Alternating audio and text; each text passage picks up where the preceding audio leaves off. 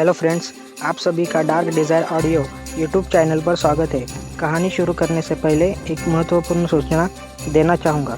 यह कहानी पूर्णतः काल्पनिक है। इसमें प्रस्तुत सभी पात्र, घटनाएं और स्थान लेखक की कल्पना पर आधारित है और इनका किसी भी वास्तविक व्यक्ति, घटना, जाति, संस्कृति या समाज से कोई संबंध नहीं है। इस कहानी का उद्देश्य केवल मनोरंजन करना है। हमारा किसी भी प्रकार का सामाजिक, धार्मिक या सांस्कृतिक संस्थाओं को ठोस पहुंचाने का कोई इरादा नहीं है। यदि किसी श्रोता को इस कहानी का कोई अंश अनुचित या आपत्तिजनक प्रतीत हो तो कृपया इसे केवल एक काल्पनिक एवं मनोरंजनात्मक रचना के रूप में ही ले। यह कहानी पूरी तरह से मेरी स्वयं लिखी हुई है। इसे न तो किसी अन्य लेखक से लिया गया है और न ही किसी ऑनलाइन प्लेटफॉर्म से कॉपी किया गया है। इस कहानी के सभी copyright dark desire audio channel के अंतर्गत सुरक्षित है। शहीद विजय मेहता मेमोरियल ट्रेनिंग सेंटर के उस बगीचे में सुबह की पहली किरणें जब गुलाब के उस विशाल पेड़ की डालियों से छनकर नीचे बैठे लोगों के चेहरों पर पड़ी तो वहां एक अजीब सी शांति थी। वो शांति जो किसी महान यात्रा के समापन पर नहीं बल्कि किसी नई यात्रा के शुभारंभ पर होती है। उस बेंच पर जहां कभी आराध्या अपने पिता की तस्वीर रखती थी, अब एक युवा लड़की बैठी थी। उसका नाम था आराध्या सिन्हा, वही छोटी आराध्या जिसे गुड़िया ने अपनी दीदी के नाम पर पाला था और जो अब एजेंसी की सबसे युवा टॉप एजेंट थी। उसने अपनी दीदी की तरह ही अपने बाल खुले रखे थे। उसकी आंखों में वही चमक थी जो कभी बड़ी आराध्या की आंखों में थी और उसके हाथ में उसी बेंच पर रखी उस डायरी की एक प्रति थी जिसे उसने सैकड़ों बार पढ़ा था और हर बार उसमें कुछ नया पाया था।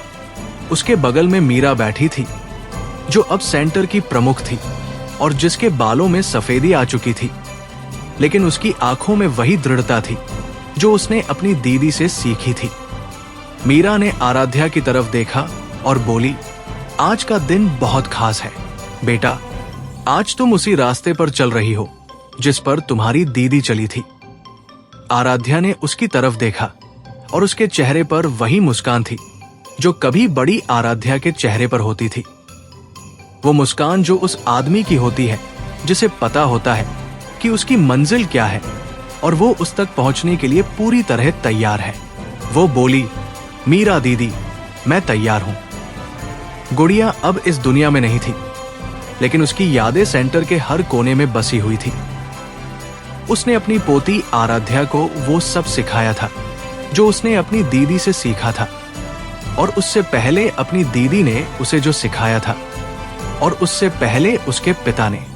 ये सिलसिला अब चौथी पीढ़ी में पहुंच चुका था और ये अब भी उतना ही जीवित था जितना पहले दिन था। आराध्या ने उस बेंच से उठकर अपने बैग में डायरी रख ली और अपनी ग्लॉक को चेक किया। वही ग्लॉक जिसका इस्तेमाल उसकी दीदी करती थी, जिसे उसकी दादी गुड़िया ने उसे सौंपा था और जिस पर अब भी उसके हैंडल पर बड़ी आराध्या के नाम के पहले अक्षर उकेरे हुए थे। उसने उस ग्लॉक को अपने हाथ में लिया और उसके वजन को महसूस किया। वही वजन जो कभी उसकी दीदी के हाथ में होता था, वही वजन जिसने इतिहास बदल दिया था और अब वही वजन उसके हाथ में था और वह उसे आगे ले जाने के लिए तैयार थी। मीरा ने उसकी तरफ देखा और बोली, तुम्हारा पहला मिशन तुम्हारी दीदी के आखिरी मिशन से जुड़ा है। हमें पता चला है कि विक्रम सिन्हा के कुछ छुपे हुए खाते अभी भी सक्रिय हैं और उन खातों का इस्तेमाल एक नए आतंकी नेटवर्क को फंड करने के लिए किया जा रहा है। इस नेटवर्क का सरगना कोई और नहीं, विक्रम सिन्हा का वही बेटा है जिसे उसने कभी दुनिया से छुपा कर रखा था। उसका नाम है विक्की सिंह। वो अपने पिता के नक्शे दम पर चल रहा है और वो अपने पिता से भी ज्यादा खतरनाक है। आराध्या ने उसकी तरफ देखा और उसके चेहरे पर वही चमक आ गई जो उस शिकारी की होती है जिसे पता चलता है कि उसका शिकार अब भी जंगल में घूम रहा है। वो बोली, तो मैं वही करूंगी जो मेरी दीदी ने किया था। मैं उसे ढूंढूंगी और मैं उसे पकड़ूंगी। उसने अपना बैग उठाया और उस बेंच के पास खड़ी हो गई जहां उसकी दीदी की तस्वीर रखी थी। उसने उस तस्वीर को देखा और उसके चेहरे पर वही मुस्कान थी जो उसने बचपन से देखी थी। वो मुस्कान जो उसे बताती थी कि वो सही रास्ते पर थी, कि वो वही कर रही थी जो उसकी दीदी चाहती थी और कि वो उनसे किए गए हर वादे को पूरा करने वाली थी। उसने धीरे से कहा, दीदी, मैं जा रही हूं। मैं विक्की सिन्हा को पकड़ने जा रही हूं। मैं आपसे वादा करती हूं कि मैं आपका नाम रोशन करूंगी। तस्वीर में बड़ी आराध्या मुस्कुरा रही थी और छोटी आराध्या को लगा कि उनकी मुस्कान अब पहले से ज्यादा उजली हो गई थी। शायद वो सच में देख रही थी, शायद वो सच में उसके साथ थी और शायद वो उस पर गर्व कर रही थी। मीरा ने उसे एक फाइल दी जिसमें विक्की सिन्हा के बारे में सारी जानकारी थी। उसकी तस्वीरें थी, उसके ठिकाने थे, उसके संपर्क थे और उसकी आने वाली योजनाओं का ब्यौरा था। आराध्या ने उस फाइल को खोला और उसमें लगी तस्वीर को देखा। विक्की सिन्हा अपने पिता की तरह ही दिखता था, उसी तरह की तेज आंखें, उसी तरह का ठंडा चेहरा, लेकिन उसकी आंखों में अपने पिता से भी ज्यादा क्रूरता थी। उसने फाइल बंद की और उसे अपने बैग में रख लिया। उसने कहा, मैं कल सुबह दुबई के लिए रवाना हो जाऊंगी। विक्की सिन्हा वहीं छिपा है और मैं उसे वहीं पकड़ूंगी। मीरा ने उसकी तरफ देखा और बोली, तुम अकेली जा रही हो? आराध्या ने उसकी तरफ देखा और मुस्कुराते हुए कहा, मैं अकेली नहीं हूं, मीरा दीदी, मेरी दीदी मेरे साथ है और वो मुझे कभी अकेला नहीं छोड़ती। उसने अपनी ग्लॉक को अपनी कमर में लगाया, अपना बैग उठाया और उस बेंच से विदा लेकर चल दी। उसके कदमों में वही दृढ़ता थी जो कभी उसकी दीदी के कदमों में होती थी और उसकी पीठ उतनी ही सीधी थी जितनी उसकी दीदी की होती थी। वो जानती थी कि ये सिर्फ एक मिशन नहीं था, ये उसकी दीदी की लीगेसी को आगे बढ़ाने का एक और कदम था और वो उसे पूरा करके रहेगी, चाहे उसे कुछ भी करना पड़े। दुबई का विमानस्थल उस समय दिन के सबसे व्यस्त समय में अपनी पूरी रौनक में था। हर तरफ भीड़ थी। अलग अलग देशों से आए लोग अपने अपने सूटकेस खींचते हुए आगे बढ़ रहे थे और हर गेट पर सुरक्षा कर्मी तैनात थे जो हर गुजरने वाले यात्री के पासपोर्ट को ध्यान से देख रहे थे। आराध्या सिन्हा उस भीड़ में बिल्कुल साधारण दिखने वाली एक युवा महिला की तरह चल रही थी। उसने हल्के रंग की साड़ी पहन रखी थी, उसके बाल खुले थे और उसके हाथ में एक छोटा सा बैग था जिसमें उसके कपड़े और जरूरी सामान था। उसके पास कोई साथी नहीं था, वो अकेली थी, बिल्कुल वैसे ही जैसे कभी उसकी दीदी अकेली होती थी जब वो अपने पहले बड़े मिशन पर निकलती थी।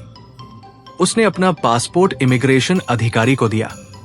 पासपोर्ट पर नाम था मीरा शर्मा, वही नाम जो उसकी दीदी ने कभी इस्तेमाल किया था, और उसके नीचे उसकी तस्वीर थी जिसमें वो उतनी ही साधारण दिख रही थी जितनी उसकी दीदी उस समय दिखती थी जब वो अपने पहले मिशन पर निकली थी।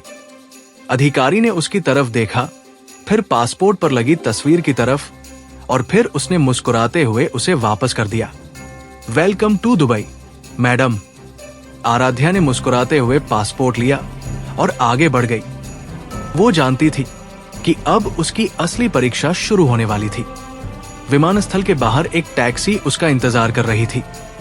टैक्सी का ड्राइवर एक मध्यम उम्र का आदमी था जिसने उसकी तरफ देखा और बोला, मीरा जी, मुझे आपको लेने के लिए भेजा गया है। आराध्या ने उसकी तरफ देखा और उसके चेहरे पर कोई भाव नहीं था। वो जानती थी कि यह आदमी विक्की सिन्हा के नेटवर्क का हिस्सा था और उसने उसके जाल में फंसने का नाटक किया था ताकि वो उसके करीब पहुंच सके। वो टैक्सी में बैठ गई और उसने खिड़की से बाहर देखना शुरू कर दिया। दुबई की ऊंची ऊंची इमारतें, चौड़ी सड़कें और हर तरफ चमक दमक थी, लेकिन उसकी आंखें उस टैक्सी ड्राइवर की हर हरकत पर टिकी हुई थी जो उसे किसी और जगह ले जा रहा था जहां विक्की सिन्हा के लोग उसका इंतजार कर रहे थे। उसने अपनी जेब में रखी अपनी दीदी की तस्वीर को हाथ लगाकर देखा। वो तस्वीर उसे हमेशा शक्ति देती थी, उसे याद दिलाती थी कि वो अकेली नहीं थी और उसकी दीदी उसके साथ थी। टैक्सी शहर के बाहरी इलाके में एक सुनसान जगह पर रुकी। वहां एक बड़ा सा गोदाम था जिसके चारों तरफ ऊंची दीवारें थी और उन पर मशीन गनें लगी हुई थी। ड्राइवर ने उसकी तरफ देखा और बोला, यहाँ उतर जाइए, आपका इंतजार किया जा रहा है। आराध्या ने टैक्सी से उतरकर उस गोदाम की तरफ देखा। उसने अपनी ग्लॉक को अपनी कमर में छुपा लिया था और उसके बैग में उसके पास एक छोटा सा कैमरा था जिससे वो हर चीज की तस्वीरें ले सकती थी और उन्हें एजेंसी तक पहुंचा सकती थी। वो गोदाम के अंदर घुस गई। अंदर अंधेरा था और हवा में धूल और बारूद की गंध थी और उसने महसूस किया कि वो उसी तरह के माहौल में थी जैसे कभी उसकी दीदी होती थी। उसके सामने एक बड़ा सा हॉल था जिसके बीच में एक लंबी मेज थी और उसके चारों तरफ कई आदमी बैठे थे। उनमें से एक जो मेज के सिरे पर बैठा था वो विक्की सिंह था। उसके चेहरे पर वही ठंडी मुस्कान थी जो उसके पिता के चेहरे पर होती थी और उसकी आंखों में वही शांत खतरा था जो उसके पिता की आंखों में होता था। उसने आराध्या की तरफ देखा और बोला, एजेंट एक्स, मैं तुम्हारा इंतजार कर रहा था। तुम अपनी दीदी की तरह ही हो। आराध्या ने उसकी तरफ देखा और उसके चेहरे पर कोई भाव नहीं था।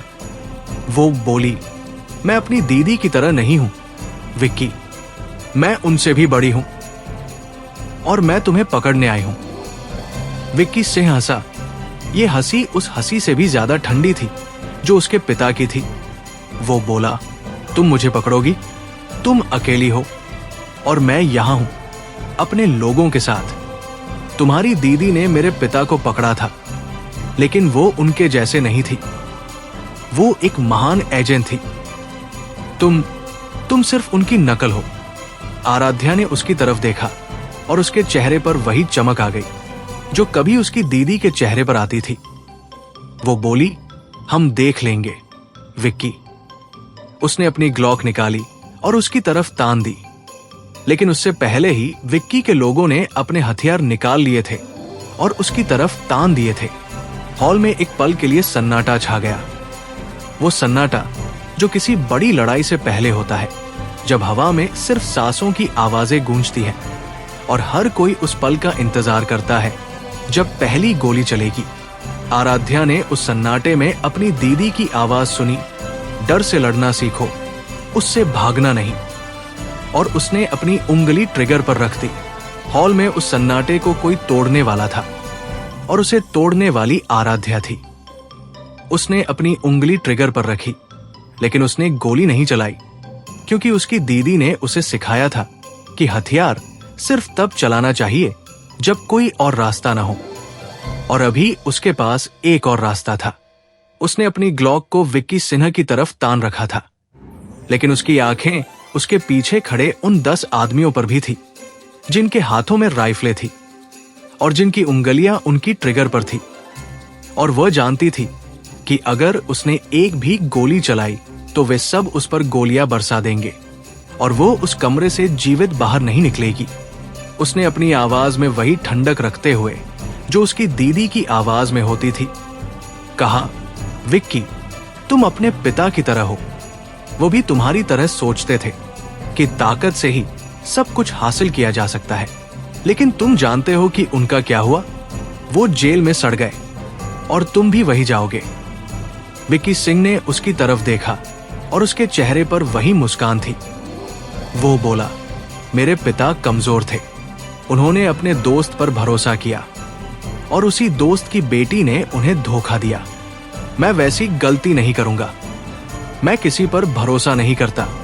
आराध्या ने उसकी तरफ देखा और उसके चेहरे पर कोई भाव नहीं था।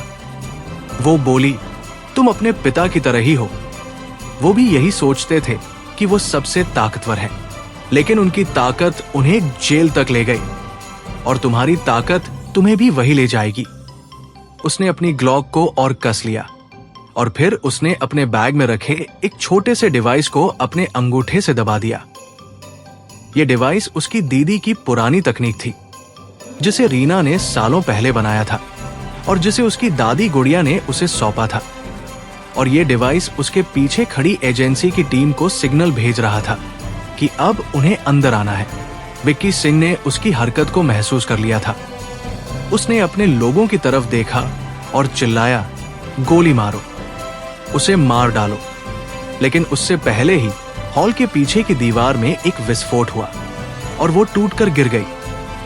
अंदर से एजेंसी के कमांडो घुस आए। उनके हाथों में भारी हथियार थे और उन्होंने विक्की के लोगों पर गोलियां बरसानी शुरू कर दी। अफरातफरी मच गई थी। विक्की के लोग इधर उधर भाग रहे थे। कुछ ने अपने हथियार उठा लिए थे, लेकिन कमांडो उनसे कहीं अधिक संगठित थे और उन्होंने कुछ ही मिनटों में सभी को निपटा दिया। विक्की सिंह ने भागने की कोशिश की, लेकिन आराध्या उससे भी तेज थी। उसने अपनी ग्लॉक का बट उसके सिर पर दे मारा और वो बेहोश होकर गिर गया। उसने उसके हाथों को प्लास्टिक की बेड़ियों से बांध दिया और उसे अपने पैरों से लात मारकर उठाया। उसकी आवाज ठंडी और साफ थी जब वो बोली, विक्की सिंह, तुम गिरफ्तार हो। कमांडो के कमांडर ने उसकी तरफ देखा और उसके चेहरे पर वही संतोष था जो कभी करण के चेहरे पर होता था। वो बोला, एजेंट एक्स, आपने बहुत अच्छा काम किया। आप अपनी दीदी की तरह ही हैं। आराध्या ने उसकी तरफ देखा और मुस्कुराते हुए कहा, मैं उनकी तरह नहीं हूं, मैं उनसे भी बड़ी हूं। उसने विक्की सिंह को कमांडो को सौंप दिया और फिर उसने अपनी जेब से अपनी दीदी की तस्वीर निकाली। उसने उसे देखा और उसके चेहरे पर वही मुस्कान थी जो उसने बचपन से देखी थी। वो मुस्कान जो उसे बताती थी कि उसने अपना पहला बड़ा मिशन सफलतापूर्वक पूरा कर लिया था। उसने धीरे से कहा, दीदी, मैंने विक्की सिंह को पकड़ लिया। उसके पिता ने आपके पिता को मारा था और अब उसकी कहानी खत्म हो गई। मैंने आपसे किया वादा पूरा कर दिया। तस्वीर में उसकी दीदी मुस्कुरा रही थी और आराध्या को लगा कि उनकी मुस्कान अब पहले से ज्यादा उजली हो गई थी। शायद वो सच में देख रही थी, शायद वो सच में उसके साथ थी और शायद वो उस पर गर्व कर रही थी। वो उस गोदाम से बाहर निकली और बाहर खड़ी उस गाड़ी में बैठ गई जो उसे वापस एजेंसी ले जाने वाली थी। रास्ते में उसने अपनी दीदी की डायरी खोली और उसके उस पन्ने को पढ़ा जहां उन्होंने लिखा था, सच्चाई हमेशा जीतती है। उसने उस पन्ने को अपने होठों से लगाया और फिर उसे वापस अपने बैग में रख लिया। वो जानती थी कि यह सिर्फ शुरुआत थी और उसे अभी और भी बहुत कुछ करना था, लेकिन आज के लिए, इस पल के लिए, वो अपनी दीदी को यह बता सकती थी कि उसने उनका नाम रोशन किया है और वो उनकी लीगेसी को और भी आगे ले जाएगी। उसने खिड़की से बाहर देखा। दुबई की रोशनियां धीरे धीरे छोटी होती जा रही थी और उसने महसूस किया कि उसकी दीदी उसके साथ थी, उसे देख रही थी और उस पर गर्व कर रही थी। और यही सबसे बड़ी ताकत थी जो उसे कभी किसी भी लड़ाई में हारने नहीं देगी। दुबई से दिल्ली लौटते ही आराध्या सिंह सीधे उस सेंटर की तरफ चल दी जहां उसकी दीदी ने अपनी जिंदगी के सबसे कीमती साल बिताए थे। गाड़ी जब सेंटर के मुख्य द्वार पर पहुंची तो उसने देखा कि मीरा पहले से ही वहां खड़ी थी। उसके हाथ में फूलों का गुलदस्ता था और उसके चेहरे पर वही मुस्कान थी जो उसने बचपन से देखी थी। वो मुस्कान जो उसे बताती थी कि उसने अपना काम पूरा कर लिया है और अब वो आराम कर सकती है। आराध्या गाड़ी से उतरी और मीरा के चरण छू लिए। उसने कहा, मीरा दीदी, मैंने विक्की सिंह को पकड़ लिया। मीरा ने उसकी तरफ देखा और उसके सिर पर हाथ रखा। वो बोली, मुझे पता था कि तुम करोगी बेटा, तुम अपनी दीदी की तरह हो। आराध्या ने उसकी तरफ देखा और मुस्कुराते हुए कहा, मैं उनकी तरह नहीं हूं मीरा दीदी, मैं उनसे भी बड़ी हूं। मीरा हंसी और उसे गले लगा लिया। वो बोली, हां बेटा, तुम उनसे भी बड़ी हो। वे दोनों सेंटर के अंदर चली गई। रास्ते में आराध्या ने देखा कि सेंटर अब और भी बड़ा हो गया था। वहां नए भवन बन गए थे, नए खेल के मैदान बन गए थे और छात्रों की संख्या पहले से कहीं अधिक थी। उसने उस बगीचे में जाकर उस बेंच पर बैठने की इच्छा जताई जहां उसकी दीदी अपने पिता की तस्वीर रखती थी। मीरा ने सिर हिलाया और वे दोनों उस बेंच की तरफ चल दी। बगीचा अब और भी हरा भरा हो गया था। उस गुलाब का पेड़ जो यश ने लगाया था अब इतना बड़ा हो चुका था कि उसकी छाव में पूरा बगीचा आ जाता था और उसके नीचे वो बेंच अब भी वैसी ही थी जैसी उसकी दीदी ने छोड़ी थी। उस पर उसकी दीदी के पिता की तस्वीर अब भी रखी थी और उसके पास उसकी डायरी अब भी रखी थी जिसमें उसने अपनी आखिरी प्रविष्टि लिखी थी। आराध्या ने उस बेंच पर बैठकर उस तस्वीर को देखा। उस तस्वीर में उसकी दीदी के पिता मुस्कुरा रहे थे और उसने महसूस किया कि वो उसे देख रहे थे, उस पर गर्व कर रहे थे और उसे आशीर्वाद दे रहे थे। उसने धीरे से कहा, पिताजी, मैंने आपकी बेटी की बेटी हूं। मैंने विक्की सिन्हा को पकड़ लिया। उसके पिता ने आपको मारा था और अब उसकी कहानी खत्म हो गई। मैंने अपनी दीदी से किया वादा पूरा कर दिया। तस्वीर में उसके पिता मुस्कुरा रहे थे और आराध्या को लगा कि उनकी मुस्कान अब पहले से ज्यादा उजली हो गई थी। शायद वो सच में देख रहे थे, शायद वो सच में उसके साथ थे और शायद वो उस पर गर्व कर रहे थे। मीरा ने उसकी तरफ देखा और बोली, अब तुम क्या करोगी बेटा? आराध्या ने उसकी तरफ देखा और उसके चेहरे पर वही दृढ़ता थी जो कभी उसकी दीदी के चेहरे पर होती थी। वो बोली, अब मैं वही करूंगी जो मेरी दीदी ने किया था। मैं इस सेंटर को और भी बड़ा बनाऊंगी। मैं उन बच्चों को सिखाऊंगी जो कभी मेरी तरह थे, डरे हुए, सहमे हुए, लेकिन उनमें आग है और मैं उस आग को जलाऊंगी। मीरा ने उसकी तरफ देखा और मुस्कुराते हुए कहा, तुम अपनी दीदी की तरह हो। आराध्या ने उसकी तरफ देखा और बोली, मैं उनकी तरह नहीं हूं मीरा दीदी, मैं उनसे भी बड़ी हूं। उसने अपनी जेब से अपनी दीदी की वो तस्वीर निकाली जो वो हमेशा अपने पास रखती थी और उसे उस बेंच पर रखी तस्वीर के पास रख दिया। उसने कहा, दीदी, अब आप भी यही रहोगी अपने पिता के साथ और मैं आप दोनों को हर दिन देखूंगी और हर दिन आपसे प्रेरणा लूंगी।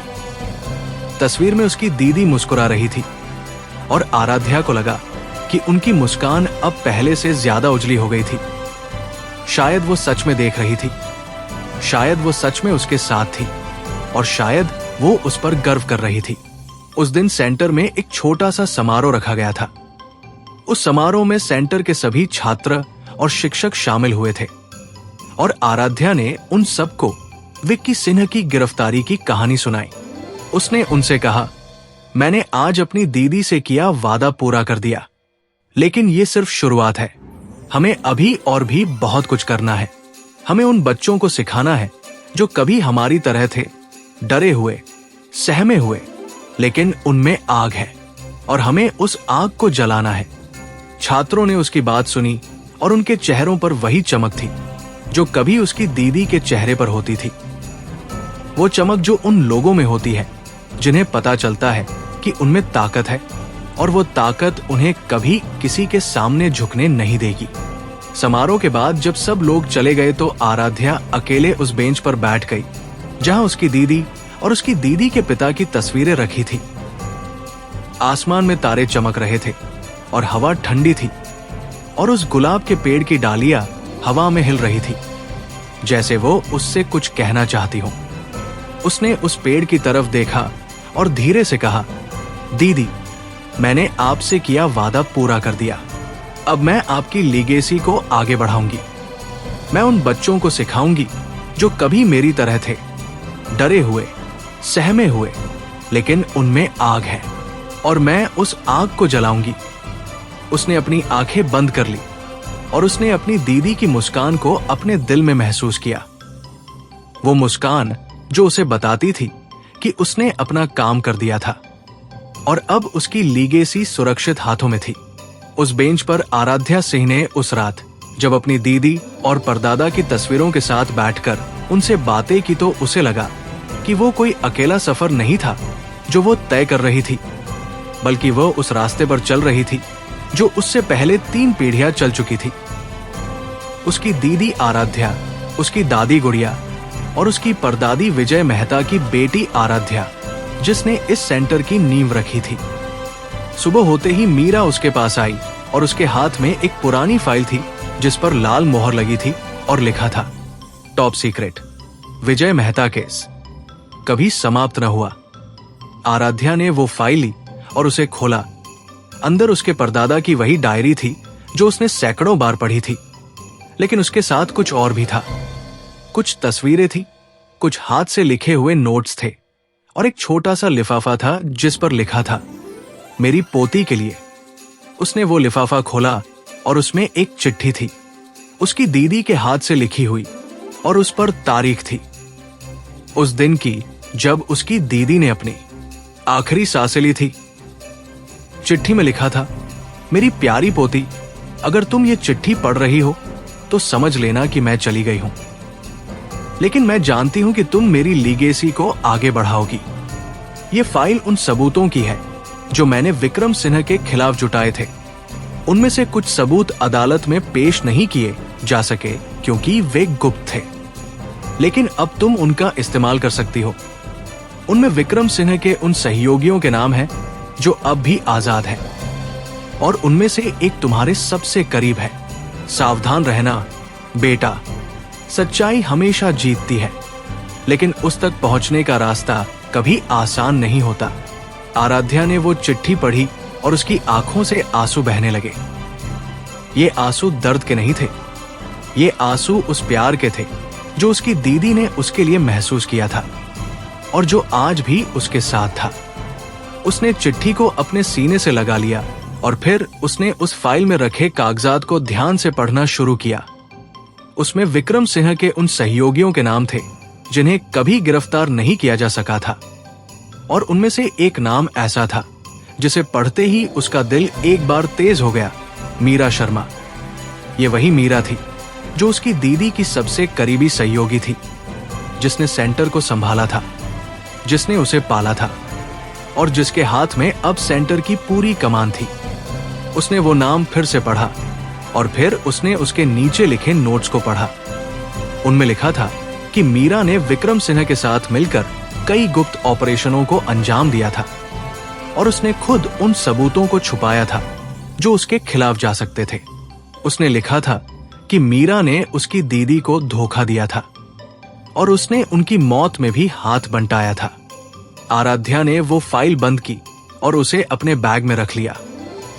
उसने मीरा की तरफ देखा जो सेंटर के बरामदे में खड़ी थी और उसकी तरफ मुस्कुरा रही थी, और उसके मन में एक ही सवाल था, क्या यह सच था? क्या वही मीरा जिसने उसे पाला था, जिसने उसे सब कुछ सिखाया था, जिसकी वो अपनी मां की तरह इज्जत करती थी, वही मीरा उसकी दीदी की हत्यारिन थी? उसने अपनी आंखें बंद कर ली और अपनी दीदी की आवाज को अपने कानों में सुना। सच्चाई हमेशा जीतती है, लेकिन उस तक पहुंचने का रास्ता कभी आसान नहीं होता। उसने अपनी आंखें खोली और मीरा की तरफ देखा। उसके चेहरे पर कोई भाव नहीं था और उसने तय कर लिया कि वो सच्चाई का पता लगाएगी, चाहे उसे कितना भी दर्द क्यों न सहना पड़े। वो उठकर खड़ी हो गई और मीरा की तरफ चल दी। उसके कदमों में वही दृढ़ता थी जो कभी उसकी दीदी के कदमों में होती थी, और उसकी पीठ उतनी ही सीधी थी जितनी उसकी दीदी की होती थी। वो जानती थी कि ये उसकी सबसे बड़ी परीक्षा होगी और वो उसे पास करके रहेगी, चाहे उसे कुछ भी करना पड़े। आराध्या सिंह ने जब मीरा की तरफ कदम बढ़ाए तो उसके दिल में हजार सवाल थे, और उसके हाथ में वो फाइल थी जो उसकी दीदी ने उसके लिए छोड़ी थी।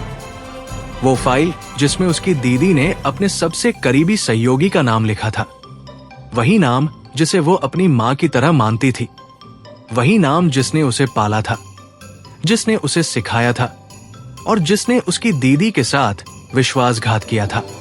मीरा ने उसे आते देखा और उसके चेहरे पर वही मुस्कान थी जो हमेशा होती थी, वो मुस्कान जो आराध्या को बचपन से सुरक्षा का एहसास दिलाती थी। लेकिन आज उस मुस्कान में उसे कुछ और दिख रहा था, एक ऐसी चमक जो उसने पहले कभी नहीं देखी थी। जैसे मीरा जानती थी कि ये दिन आएगा और वो उसके लिए तैयार थी। वो बोली, बेटा, तुम्हारे हाथ में क्या है? आराध्या ने उसकी तरफ देखा और उसकी आवाज में वही ठंडक थी जो कभी उसकी दीदी की आवाज में होती थी। वो बोली, मीरा दीदी, आपने मुझसे कभी झूठ नहीं बोला, है ना? मीरा ने उसकी तरफ देखा और उसके चेहरे पर वही मुस्कान थी। वो बोली, मैंने तुमसे कभी झूठ नहीं बोला, बेटा। आराध्या ने उसकी तरफ देखा और उसने अपने हाथ में रखी फाइल को उसकी तरफ बढ़ा दिया। उसने कहा, तो फिर ये क्या है? ये फाइल मेरी दीदी ने मेरे लिए छोड़ी थी। इसमें विक्रम सिंह के उन सहयोगियों के नाम हैं जो अब भी आजाद हैं, और उनमें से एक नाम आपका है, मीरा दीदी। मीरा ने वो फाइल ली और उसे खोला। उसने उसमें लिखे नामों को ध्यान से देखा और फिर उसने फाइल बंद कर दी। उसके चेहरे पर अब वो मुस्कान नहीं थी। उसकी जगह एक अजीब सी शांति थी, जैसे उसे पता था कि ये दिन आएगा और वो उसके लिए तैयार थी। वो बोली, हाँ बेटा, ये सच है, मैं विक्रम सिंह की सहयोगी थी। मैंने उसकी कई साजिशों में उसकी मदद की और मैंने तुम्हारी दीदी की मौत में भी हाथ बंटाया। आराध्या की आंखों से आंसू बहने लगे। ये आंसू दर्द के थे, विश्वासघात के थे, उस प्यार के थे जो उसने मीरा से किया था और जो अब टूट रहा था। उसकी आवाज कांप रही थी जब वो बोली, क्यों? आपने ऐसा क्यों किया? मेरी दीदी ने आप पर भरोसा किया था। उन्होंने आपको ये सेंटर सौंपा था। उन्होंने आपको मुझे सौंपा था। आप उनके लिए क्या थी? आप उनकी सबसे करीबी थी। मीरा ने उसकी तरफ देखा और उसकी आंखों में दर्द था। वो बोली, मैं जानती हूं बेटा, मैं जानती हूं कि मैंने क्या किया, लेकिन मैं तुम्हें समझाती हूं। मैं विक्रम सिंह की सहयोगी इसलिए बनी क्योंकि उसने मेरे परिवार को बंधक बना लिया था। मेरे पति, मेरे बच्चे सब उसके कब्जे में थे। अगर मैंने उसकी बात न मानी होती तो वो उन सबको मार डालता। मैंने तुम्हारी दीदी को धोखा दिया, लेकिन मैं अपने परिवार को नहीं छोड़ सकती थी। आराध्या ने उसकी तरफ देखा और उसके चेहरे पर कोई भाव नहीं था।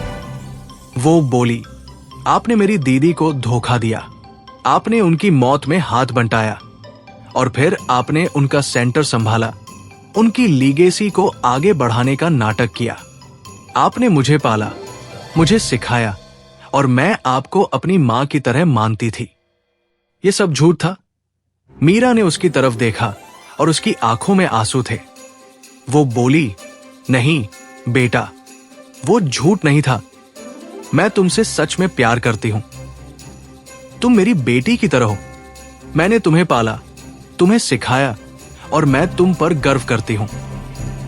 लेकिन मैंने जो किया वो मैंने अपने परिवार के लिए किया और मैं उसकी सजा पाने को तैयार हूं। आराध्या ने उसकी तरफ देखा और उसके चेहरे पर वही दृढ़ता थी जो कभी उसकी दीदी के चेहरे पर होती थी।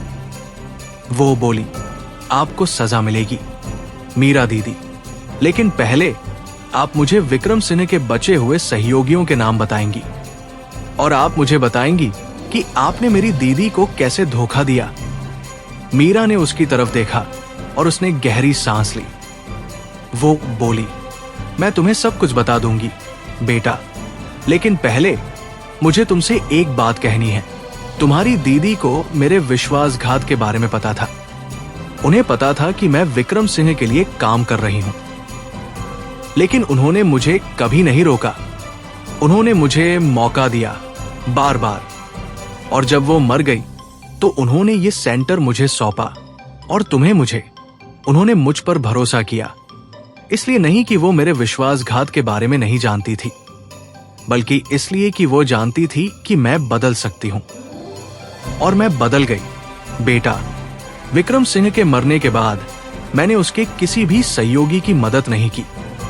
मैंने ये सेंटर उसी तरह चलाया जैसे तुम्हारी दीदी चाहती थी, और मैंने तुम्हें पाला, तुम्हें सिखाया और मैं तुम पर गर्व करती हूं। आराध्या ने उसकी तरफ देखा और उसकी आंखों में आंसू थे।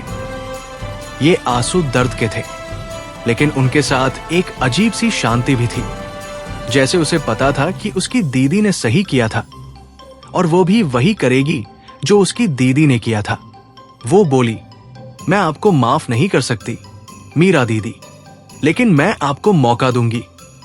आप मुझे विक्रम सिंह के बचे हुए सहयोगियों के नाम बताइए और आप अपने किए की सजा भुगतिए, लेकिन मैं ये सेंटर आपसे नहीं छीनूंगी। आपने इसे संभाला है और आप इसे संभालती रहेंगी, क्योंकि मेरी दीदी ने आप पर भरोसा किया था और मैं भी आप पर भरोसा करूंगी। मीरा की आंखों से आंसू बहने लगे। वो बोली, धन्यवाद बेटा, मैं तुम्हें सब कुछ बता दूंगी और मैं अपनी सजा भुगतने को तैयार हूं। उसने अपनी जेब से एक छोटा सा ड्राइव निकाला और उसे आराध्या की तरफ बढ़ा दिया। उसने कहा, यह विक्रम सिन्हा के बचे हुए सहयोगियों की पूरी सूची है। इसमें उनके नाम हैं, उनके ठिकाने हैं और उनकी आने वाली योजनाओं का ब्यौरा है। अब ये तुम्हारा मिशन है बेटा, इसे पूरा करो। मीरा से वो ड्राइव लेने के बाद आराध्या सिंह उसी बेंच पर वापस आ गई जहां उसकी दीदी और परदादा की तस्वीरें रखी थी। उसने अपना लैपटॉप खोला और उस ड्राइव में मौजूद फाइलों को खोलना शुरू किया। स्क्रीन पर एक के बाद एक नाम आ रहे थे, उनके ठिकाने आ रहे थे, उनकी योजनाएं आ रही थी और उनके साथ उन तस्वीरें भी थी जो विक्रम सिंह ने अपने नेटवर्क के हर सदस्य की रखी थी। कुल मिलाकर 12 नाम थे, 12 चेहरे, 12 लोग जो अब भी आजाद थे और जो अपने गुरु की मौत का बदला लेने के लिए कोई न कोई साजिश रच रहे थे। उनमें से 3 भारत में थे, 4 दुबई में, 2 पाकिस्तान में, 1 अफगानिस्तान में, 1 तुर्की में और 1 यूरोप में। आराध्या ने उन तस्वीरों को ध्यान से देखा और उनमें से एक चेहरे पर उसकी नजर ठहर गई। वो चेहरा उसे कुछ कुछ परिचित लग रहा था, जैसे उसने उसे कहीं देखा था, शायद किसी पुरानी फाइल में, शायद किसी रिपोर्ट में या शायद अपनी दीदी की डायरी में। उसने उस तस्वीर के नीचे लिखा नाम पढ़ा, रईस अहमद, विक्रम सिन्हा का दाया हाथ, वर्तमान ठिकाना दुबई। वो नाम उसने सुना था। उसकी दीदी ने उसे कभी बताया था कि उनके पिता के हत्यारे खन्ना के पीछे यही आदमी था।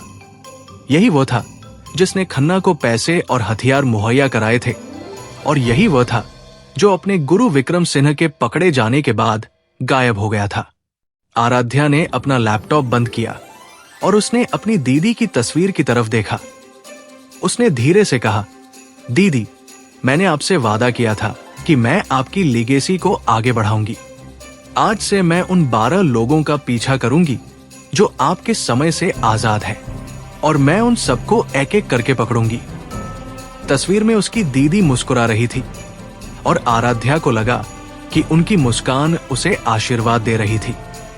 उसने अपना बैग उठाया और सेंटर के मुख्य द्वार की तरफ चल दी। रास्ते में उसने मीरा को देखा जो बरामदे में खड़ी थी। उसके हाथ में एक फाइल थी और उसके चेहरे पर वही शांति थी जो उसने पहले देखी थी। मीरा ने उसकी तरफ देखा और बोली, जा रही हो बेटा? आराध्या ने उसकी तरफ देखा और बोली, हाँ मीरा दीदी, मैं रईस अहमद को पकड़ने जा रही हूं। मीरा ने उसकी तरफ देखा और उसके चेहरे पर वही मुस्कान थी। वो बोली, जाओ बेटा, और याद रखना, डर से लड़ना सीखो, उससे भागना नहीं। तुम अपनी दीदी की तरह हो। आराध्या ने उसकी तरफ देखा और मुस्कुराते हुए कहा, मैं उनकी तरह नहीं हूं मीरा दीदी, मैं उनसे भी बड़ी हूं। वो मुड़ी और सेंटर से बाहर चली गई। उसके कदमों में वही दृढ़ता थी जो कभी उसकी दीदी के कदमों में होती थी और उसकी पीठ उतनी ही सीधी थी जितनी उसकी दीदी की होती थी। अगले दिन सुबह ही वो दुबई के लिए रवाना हो गई। इस बार वो अकेली नहीं थी। उसके साथ एजेंसी के 4 कमांडो थे जिन्हें उसने खुद चुना था और उनके साथ वो नई पीढ़ी की एजेंट थी जिसने अपनी दीदी की डायरी से सीखा था कि अकेले लड़ने से बड़ी ताकत होती है साथ लड़ने की। दुबई पहुंचते ही उसने अपनी टीम को 3 हिस्सों में बांट दिया। एक टीम रईस अहमद के ठिकाने की निगरानी करेगी, दूसरी टीम उसके सहयोगियों पर नजर रखेगी और तीसरी टीम उसके फाइनेंशियल नेटवर्क को ट्रेस करेगी। उसने खुद पहली टीम का नेतृत्व किया और वो उस होटल में पहुंच गई जहां रईस अहमद ठहरा हुआ था। यह होटल दुबई के सबसे अमीर इलाके में था और उसकी पहुंच के लिए उसे कई सुरक्षा चौकियां पार करनी पड़ी, लेकिन उसकी दीदी ने उसे सिखाया था कि कैसे किसी भी सुरक्षा को चकमा दिया जा सकता है और वो उस सीख को हूबहू उतार रही थी। वो होटल के अंदर घुस गई और सीधे उस मंजिल पर पहुंच गई जहां रईस का कमरा था। उसने दरवाजा खटखटाया और अंदर से एक आवाज आई, कौन है? आराध्या ने कहा, हाउसकीपिंग, कमरा साफ करना है। दरवाजा खुला और सामने रईस अहमद खड़ा था। उसने आराध्या को देखा और उसके चेहरे पर डर साफ दिख रहा था। वो पीछे हटने लगा, लेकिन आराध्या उससे भी तेज थी। उसने अपनी ग्लॉक निकाली और उसकी तरफ तान दी। उसकी आवाज ठंडी और साफ थी जब वो बोली, रईस अहमद, तुम गिरफ्तार हो, तुम हमारे साथ चल रहे हो। रईस ने उसकी तरफ देखा और उसके चेहरे पर डर की जगह अब एक अजीब सी चालाकी थी।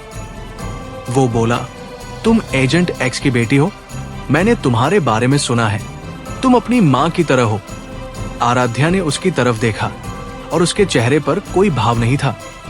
वो बोली, मैं अपनी दीदी की तरह नहीं हूं, मैं उनसे भी बड़ी हूं।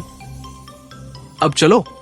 रईस ने उसकी तरफ देखा और फिर उसने अपने हाथ ऊपर कर लिए।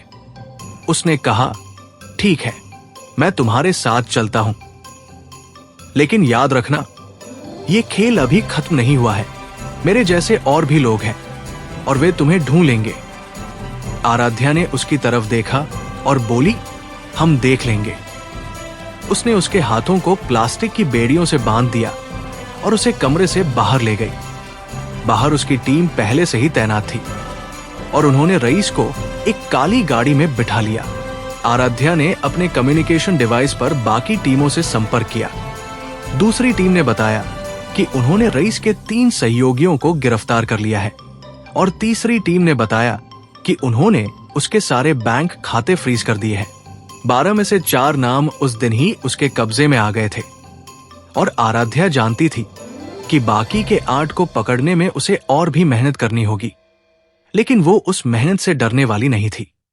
रईस अहमद की गिरफ्तारी के बाद आराध्या सिंह ने अपनी टीम के साथ मिलकर उससे पूछताछ की और उससे बाकी के 8 सहयोगियों के ठिकानों की पुष्टि कर ली। उनमें से 2 पाकिस्तान के कराची में थे, जहां वे एक नए आतंकी नेटवर्क की स्थापना कर रहे थे। 3 अफगानिस्तान के कंधार प्रांत में थे, जहां वे उस्ताद करीम के पुराने ट्रेनिंग कैंप को फिर से सक्रिय कर रहे थे। एक तुर्की के इस्तांबुल में था, जहां वह यूरोपीय आतंकी नेटवर्क से संपर्क साध रहा था। एक दुबई में ही छिपा था, जिसे उसने अपने ऑपरेशन के दौरान पहले ही ट्रेस कर लिया था, और एक यूरोप में था, जिसका ठिकाना लंदन था, जहां वह एक बड़े फाइनेंशियल घोटाले की योजना बना रहा था। आराध्या ने अपनी टीम को 4 हिस्सों में बांट दिया। एक टीम पाकिस्तान जाएगी, एक अफगानिस्तान जाएगी, एक तुर्की जाएगी और वो खुद अपनी टीम के साथ लंदन जाएगी। दुबई वाले आखिरी सहयोगी को वहां की स्थानीय पुलिस ने पहले ही गिरफ्तार कर लिया था और अब सिर्फ 7 और बचे थे जिन्हें उसे पकड़ना था। पाकिस्तान जाने वाली टीम का नेतृत्व उसके सबसे भरोसेमंद साथी कैप्टन शेखर ने किया, जो उसकी दीदी के जमाने का एजेंट था और जिसने उसकी दीदी के साथ कई ऑपरेशन किए थे। वो जानती थी कि शेखर उस मिशन को पूरा कर लेगा, क्योंकि उसकी दीदी ने उसे सिखाया था कि सही लोगों पर भरोसा करना सीखना चाहिए, और वो उस सीख को अपना रही थी। अफगानिस्तान जाने वाली टीम का नेतृत्व मेजर अमित ने किया, जो विक्रम और अमित के परिवार का ही एक युवा था और जिसने अपने पिता और चाचा से सीखा था कि कैसे पहाड़ों और रेगिस्तानों में दुश्मन का पीछा किया जाता है। तुर्की जाने वाली टीम का नेतृत्व लेफ्टिनेंट मीरा ने किया, जो उसकी नामांकित बहन थी और जिसने उसी सेंटर में प्रशिक्षण लिया था जहां उसकी दीदी ने अपना सेंटर खोला था। और वो खुद अपनी टीम के साथ लंदन के लिए रवाना हो गई। वहां उसका निशाना था अली रजा, जो विक्रम सिन्हा का सबसे करीबी फाइनेंशियल सलाहकार था और जिसने उसके लिए दुनिया भर में अरबों डॉलर के लेन देन किए थे। लंदन पहुंचते ही आराध्या ने अपनी दीदी के उस सबक को याद किया जो उन्होंने अपनी डायरी में लिखा था। अकेले लड़ने से बड़ी ताकत होती है साथ लड़ने की। और उसने ब्रिटिश खुफिया एजेंसी MI6 से संपर्क किया। MI6 के अधिकारियों ने उसकी पूरी मदद करने का वादा किया और उसे अली रजा के ठिकाने की सटीक जानकारी दे दी। वो लंदन के एक महंगे इलाके में एक बड़े से विला में रहता था, जहां उसने अपने लिए एक छोटा सा साम्राज्य खड़ा कर लिया था और उसके आसपास हमेशा कम से कम 10 सुरक्षा कर्मी रहते थे। आराध्या ने MI6 के साथ मिलकर एक योजना बनाई। वो एक अंतर्राष्ट्रीय पत्रकार का वेश धारण करेगी और अली रजा का इंटरव्यू लेने के बहाने उसके विला में घुस जाएगी और MI6 के कमांडो बाहर तैनात रहेंगे और उसके सिग्नल पर अंदर घुसेंगे। योजना के मुताबिक वो अली रजा के विला में घुस गई और उसके सामने बैठकर उससे बातें करने लगी। उसने उससे उसके व्यापार के बारे में पूछा, उसकी संपत्तियों के बारे में पूछा और धीरे धीरे उसे अपने जाल में फंसाने लगी। अली रजा शुरू में तो सतर्क था, लेकिन जैसे जैसे बातें बढ़ती गई वो ढीला पड़ता गया और उसने अपने कई राज खोल दिए। उसने बताया कि विक्रम सिन्हा के पकड़े जाने के बाद भी उसने अपना काम जारी रखा था और उसने दुनिया भर में कई नए आतंकी नेटवर्क को फंड किया था। जब उसके पास पर्याप्त जानकारी आ गई तो आराध्या ने अपनी ग्लॉक निकाली और उसकी तरफ तान दी। उसकी आवाज ठंडी और साफ थी जब वो बोली, अली रजा, तुम गिरफ्तार हो। अली रजा ने उसकी तरफ देखा और उसके चेहरे पर डर साफ दिख रहा था। वो बोला, तुम एजेंट एक्स की बेटी हो, मैंने तुम्हारे बारे में सुना है, तुम अपनी मां की तरह हो। आराध्या ने उसकी तरफ देखा और उसके चेहरे पर कोई भाव नहीं था। वो बोली, मैं अपनी दीदी की तरह नहीं हूं, मैं उनसे भी बड़ी हूं। उसने अपने कम्युनिकेशन डिवाइस पर MI6 को सिग्नल भेजा और कमांडो अंदर घुसाए। उन्होंने अली रजा के सभी सुरक्षा कर्मियों को निपटा दिया और उसे गिरफ्तार कर लिया। उसके कंप्यूटर और दस्तावेज जब्त कर लिए गए और उनमें से उसके उन सभी लेन देन का ब्यौरा मिला जो उसने विक्रम सिन्हा के लिए किए थे। उसी दिन पाकिस्तान, अफगानिस्तान और तुर्की से भी सफलता की खबरें आ गई। शेखर ने कराची में दोनों सहयोगियों को गिरफ्तार कर लिया था। मेजर अमित ने कंधार में तीनों को गिरफ्तार कर लिया था और लेफ्टिनेंट मीरा ने इस्तांबुल में उस एक सहयोगी को गिरफ्तार कर लिया था।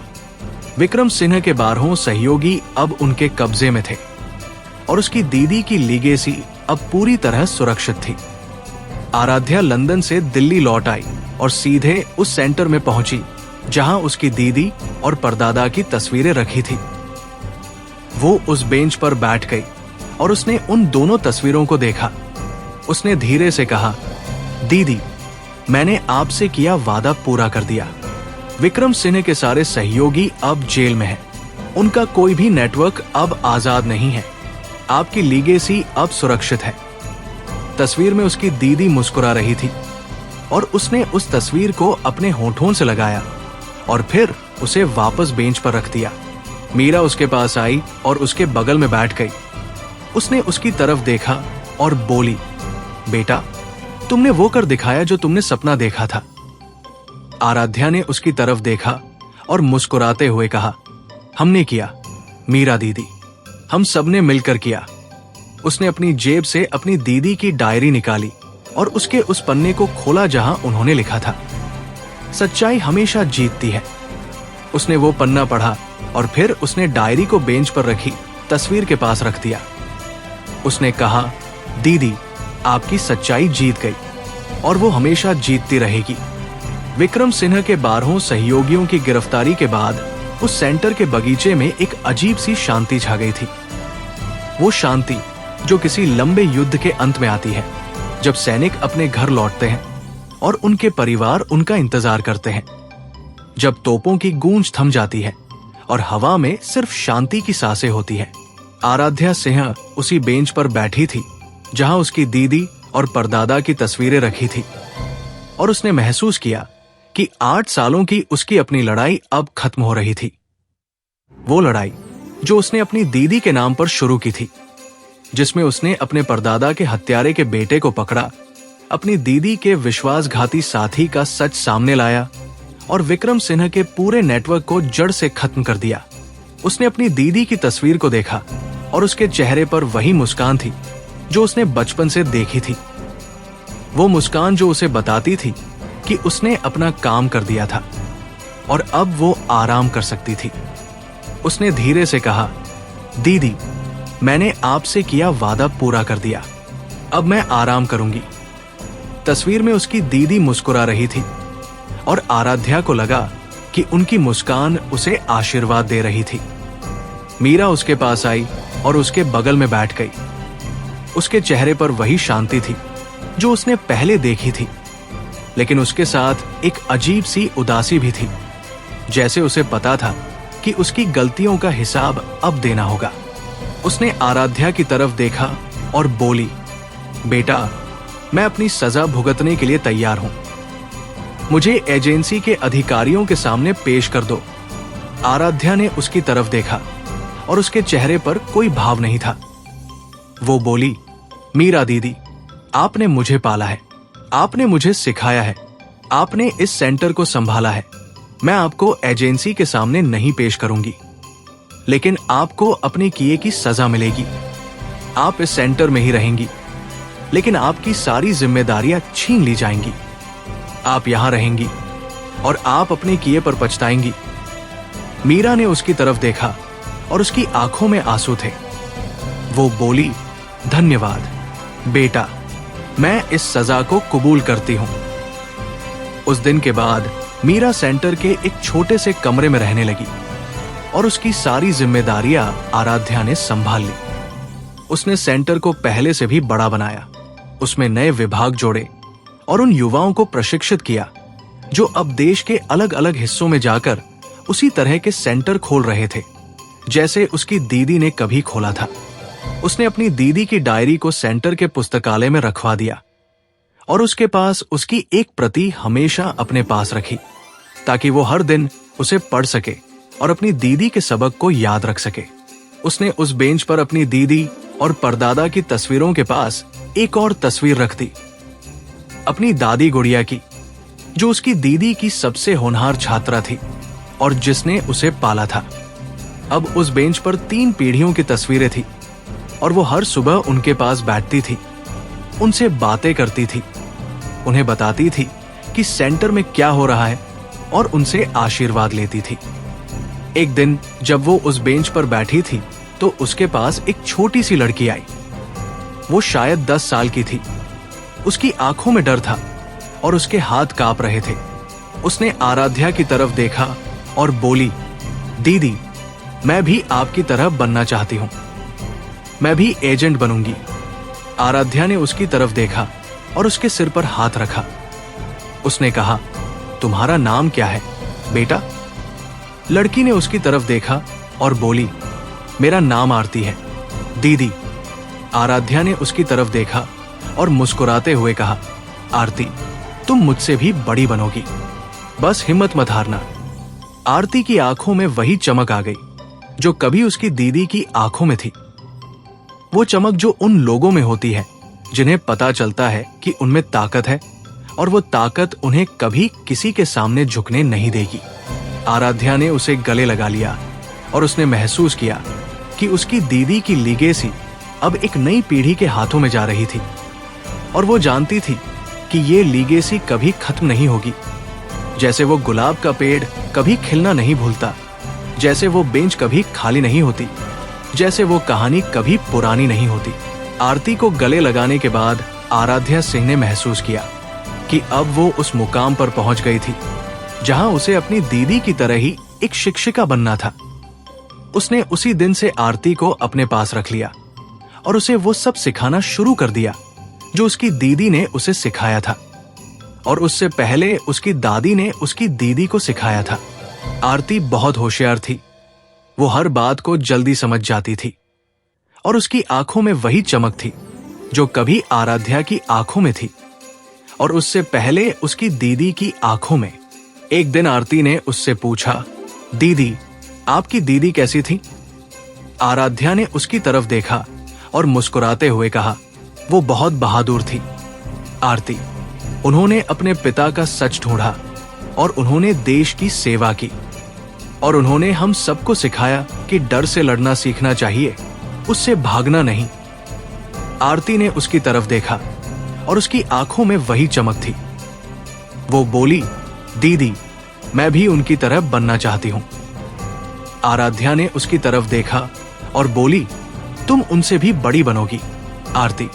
उसी दिन शाम को जब वो अपनी दीदी और परदादा और दादी की तस्वीरों के पास बैठी थी तो उसने देखा कि उन तस्वीरों के पास एक और तस्वीर रखी थी जो उसने पहले कभी नहीं देखी थी।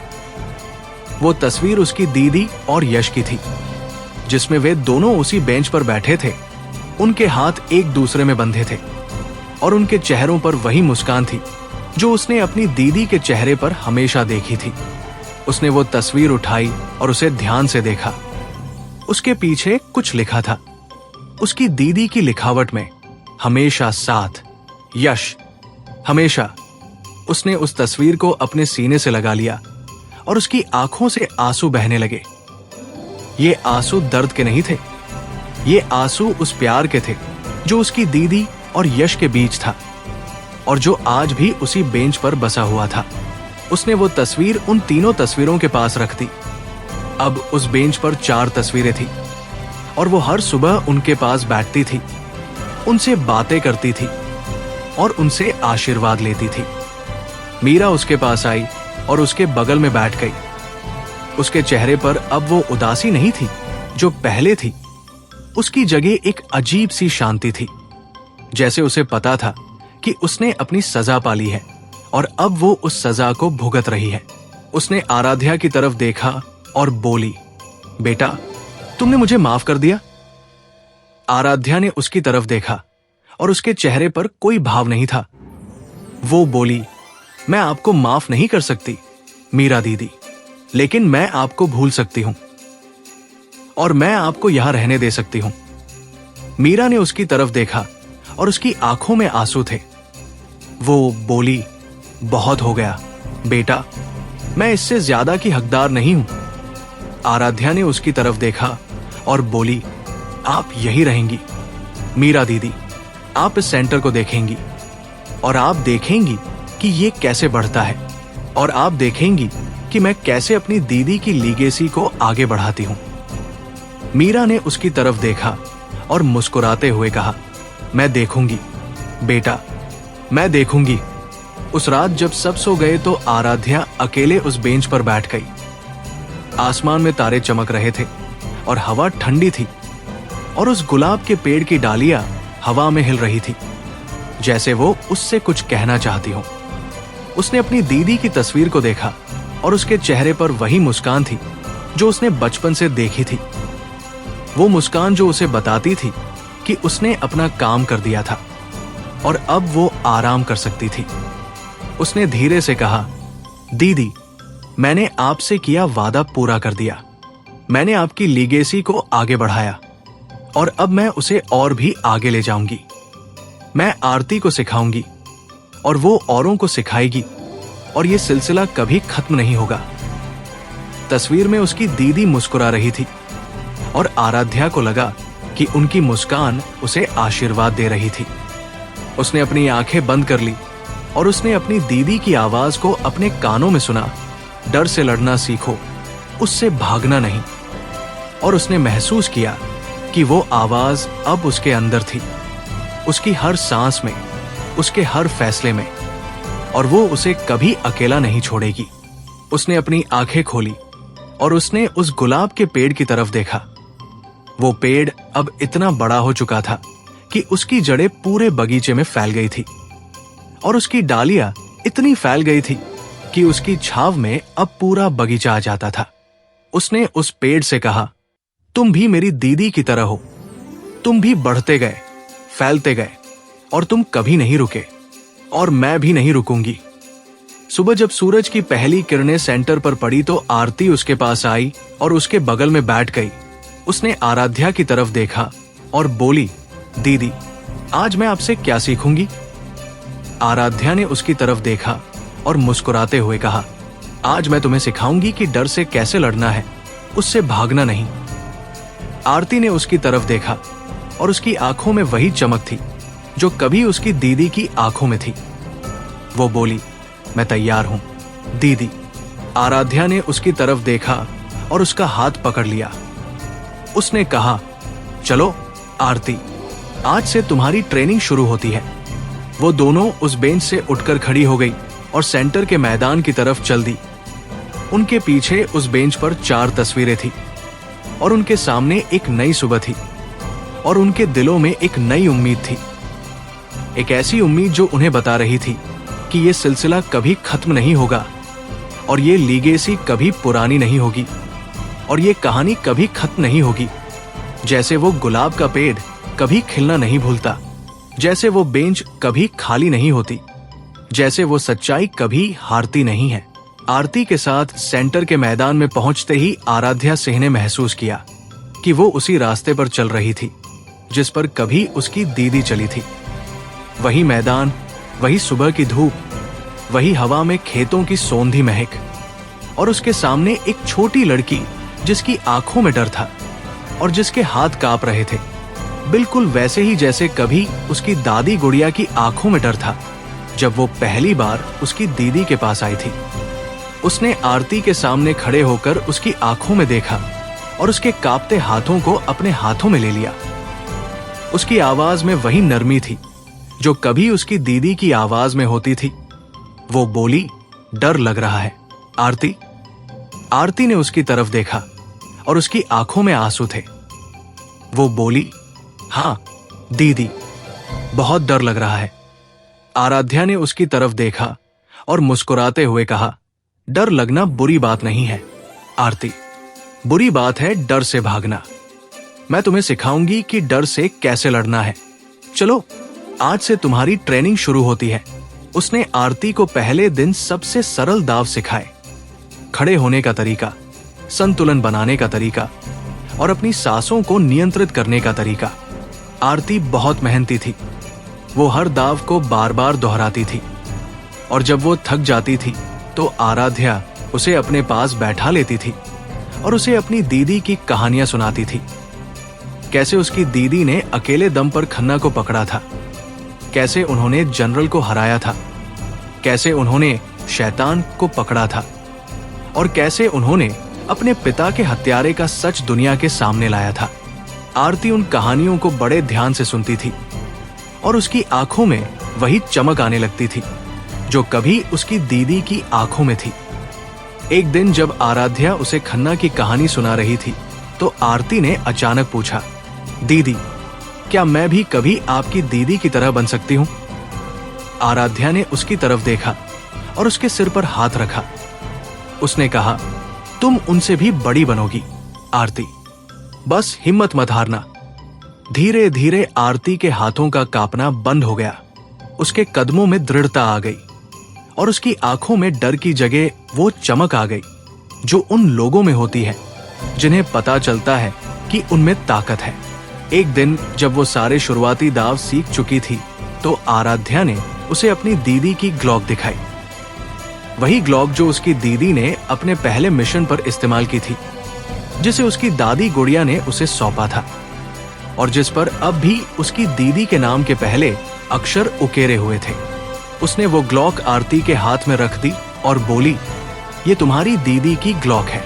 उन्होंने इससे अपने पहले दुश्मन को नहीं मारा था, उन्होंने इससे सच्चाई की रक्षा की थी। आज से ये तुम्हारी है। आरती ने वो ग्लॉक ली और उसे अपने हाथों में थाम लिया। उसके हाथ फिर से कांपने लगे, लेकिन इस बार वो कांपना डर का नहीं था। ये कांपना उस एहसास का था जो उस आदमी को होता है जब उसे पता चलता है कि उसके हाथों में एक महान विरासत आ गई है। उसने आराध्या की तरफ देखा और बोली, दीदी, मैं इस ग्लॉक का सही इस्तेमाल करूंगी। आराध्या ने उसकी तरफ देखा और मुस्कुराते हुए कहा, मुझे पता है आरती। उस दिन शाम को आराध्या उस बेंच पर बैठी थी जहां उसकी दीदी, परदादा, दादी और यश की तस्वीरें रखी थी और उसके पास आरती भी बैठी थी। आरती ने उन तस्वीरों को देखा और उसकी आंखों में वही चमक थी। वो बोली, दीदी, ये सब कौन है? आराध्या ने उसकी तरफ देखा और एक एक करके उन तस्वीरों के बारे में बताना शुरू किया।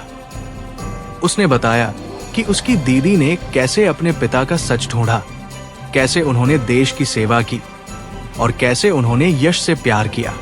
उसने बताया कि उसकी दादी गुड़िया ने कैसे अपनी दीदी से सीखा और खुद एक महान एजेंट बनी। उसने बताया कि उसके परदादा ने कैसे सच के लिए अपनी जान दी। आरती ने ये सब सुना और उसकी आंखों में आंसू आ गए। वो बोली, दीदी, मैं भी उन सब की तरह बनना चाहती हूं। आराध्या ने उसकी तरफ देखा और उसे गले लगा लिया। उसने कहा, तुम उन सब से भी बड़ी बनोगी आरती, मैं तुमसे वादा करती हूं। उस रात जब सब सो गए तो आराध्या अकेले उस बेंच पर बैठी थी और उसने अपनी दीदी की डायरी खोली। उसने उस पन्ने को पढ़ा जहां उन्होंने लिखा था, मैंने अपना काम कर दिया, अब मैं जा रही हूं, लेकिन ये सेंटर हमेशा रहेगा और ये गुलाब का पेड़ हमेशा खिलता रहेगा और ये बेंच हमेशा यहां रहेगी। जो भी यहां बैठेगा वो जानेगा कि एक बार एक लड़की थी जिसने अपने पिता का सच ढूंढा और उसने पाया कि सच्चाई हमेशा जीतती है। उसने वो पन्ना बंद किया और डायरी को वापस बेंच पर रख दिया। उसने धीरे से कहा, दीदी, मैंने आपकी लीगेसी को आगे बढ़ाया और अब मैं उसे आरती के हाथों में सौंप रही हूं। वो आपसे भी बड़ी बनेगी। तस्वीर में उसकी दीदी मुस्कुरा रही थी और आराध्या को लगा कि उनकी मुस्कान उसे आशीर्वाद दे रही थी। उसने अपनी आंखें बंद कर ली और उसने अपनी दीदी की आवाज को अपने कानों में सुना, हमेशा आगे बढ़ो बेटा, हमेशा आगे। उसने अपनी आंखें खोली और उसने उस गुलाब के पेड़ की तरफ देखा। वो पेड़ अब भी खिल रहा था, हर दिन नए फूलों के साथ, और उसकी खुशबू पूरे सेंटर में फैल रही थी। वो जानती थी कि ये सिलसिला कभी खत्म नहीं होगा और ये लीगेसी कभी पुरानी नहीं होगी और ये कहानी कभी खत्म नहीं होगी। जैसे वो गुलाब का पेड़ कभी खिलना नहीं भूलता, जैसे वो बेंच कभी खाली नहीं होती, जैसे वो सच्चाई कभी हारती नहीं है। उस रात के बाद आरती की ट्रेनिंग और भी तेज हो गई।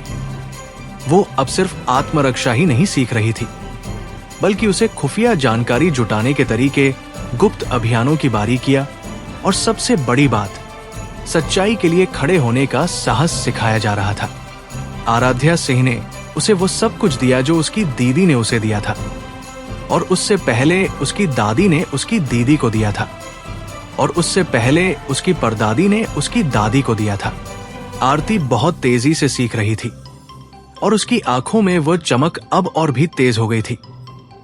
वो चमक जो उन लोगों में होती है जिन्हें पता चलता है कि उनमें ताकत है और वो ताकत उन्हें कभी किसी के सामने झुकने नहीं देगी। एक दिन जब आरती ने अपनी ट्रेनिंग का आखिरी दाव पूरा कर लिया तो आराध्या ने उसे अपने पास बुलाया और उसके सिर पर हाथ रखा।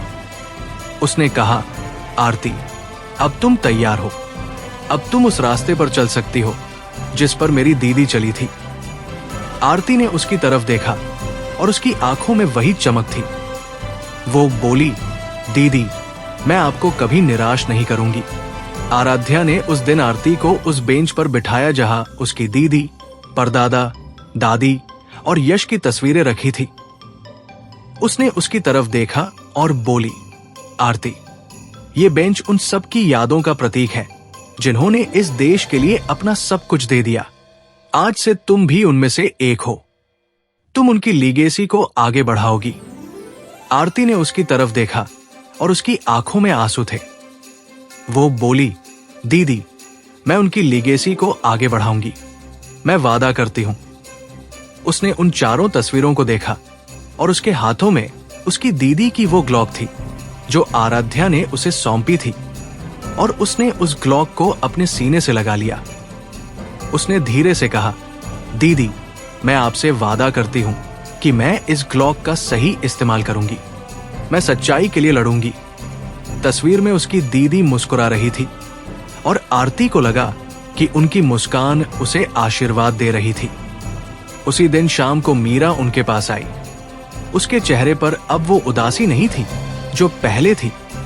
उसकी जगह एक अजीब सी शांति थी, जैसे उसे पता था कि उसने अपनी सजा पाली है और अब वो उस सजा को भुगत चुकी है।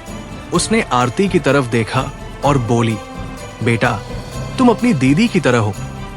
आरती ने उसकी तरफ देखा और उसके चरण छू लिए।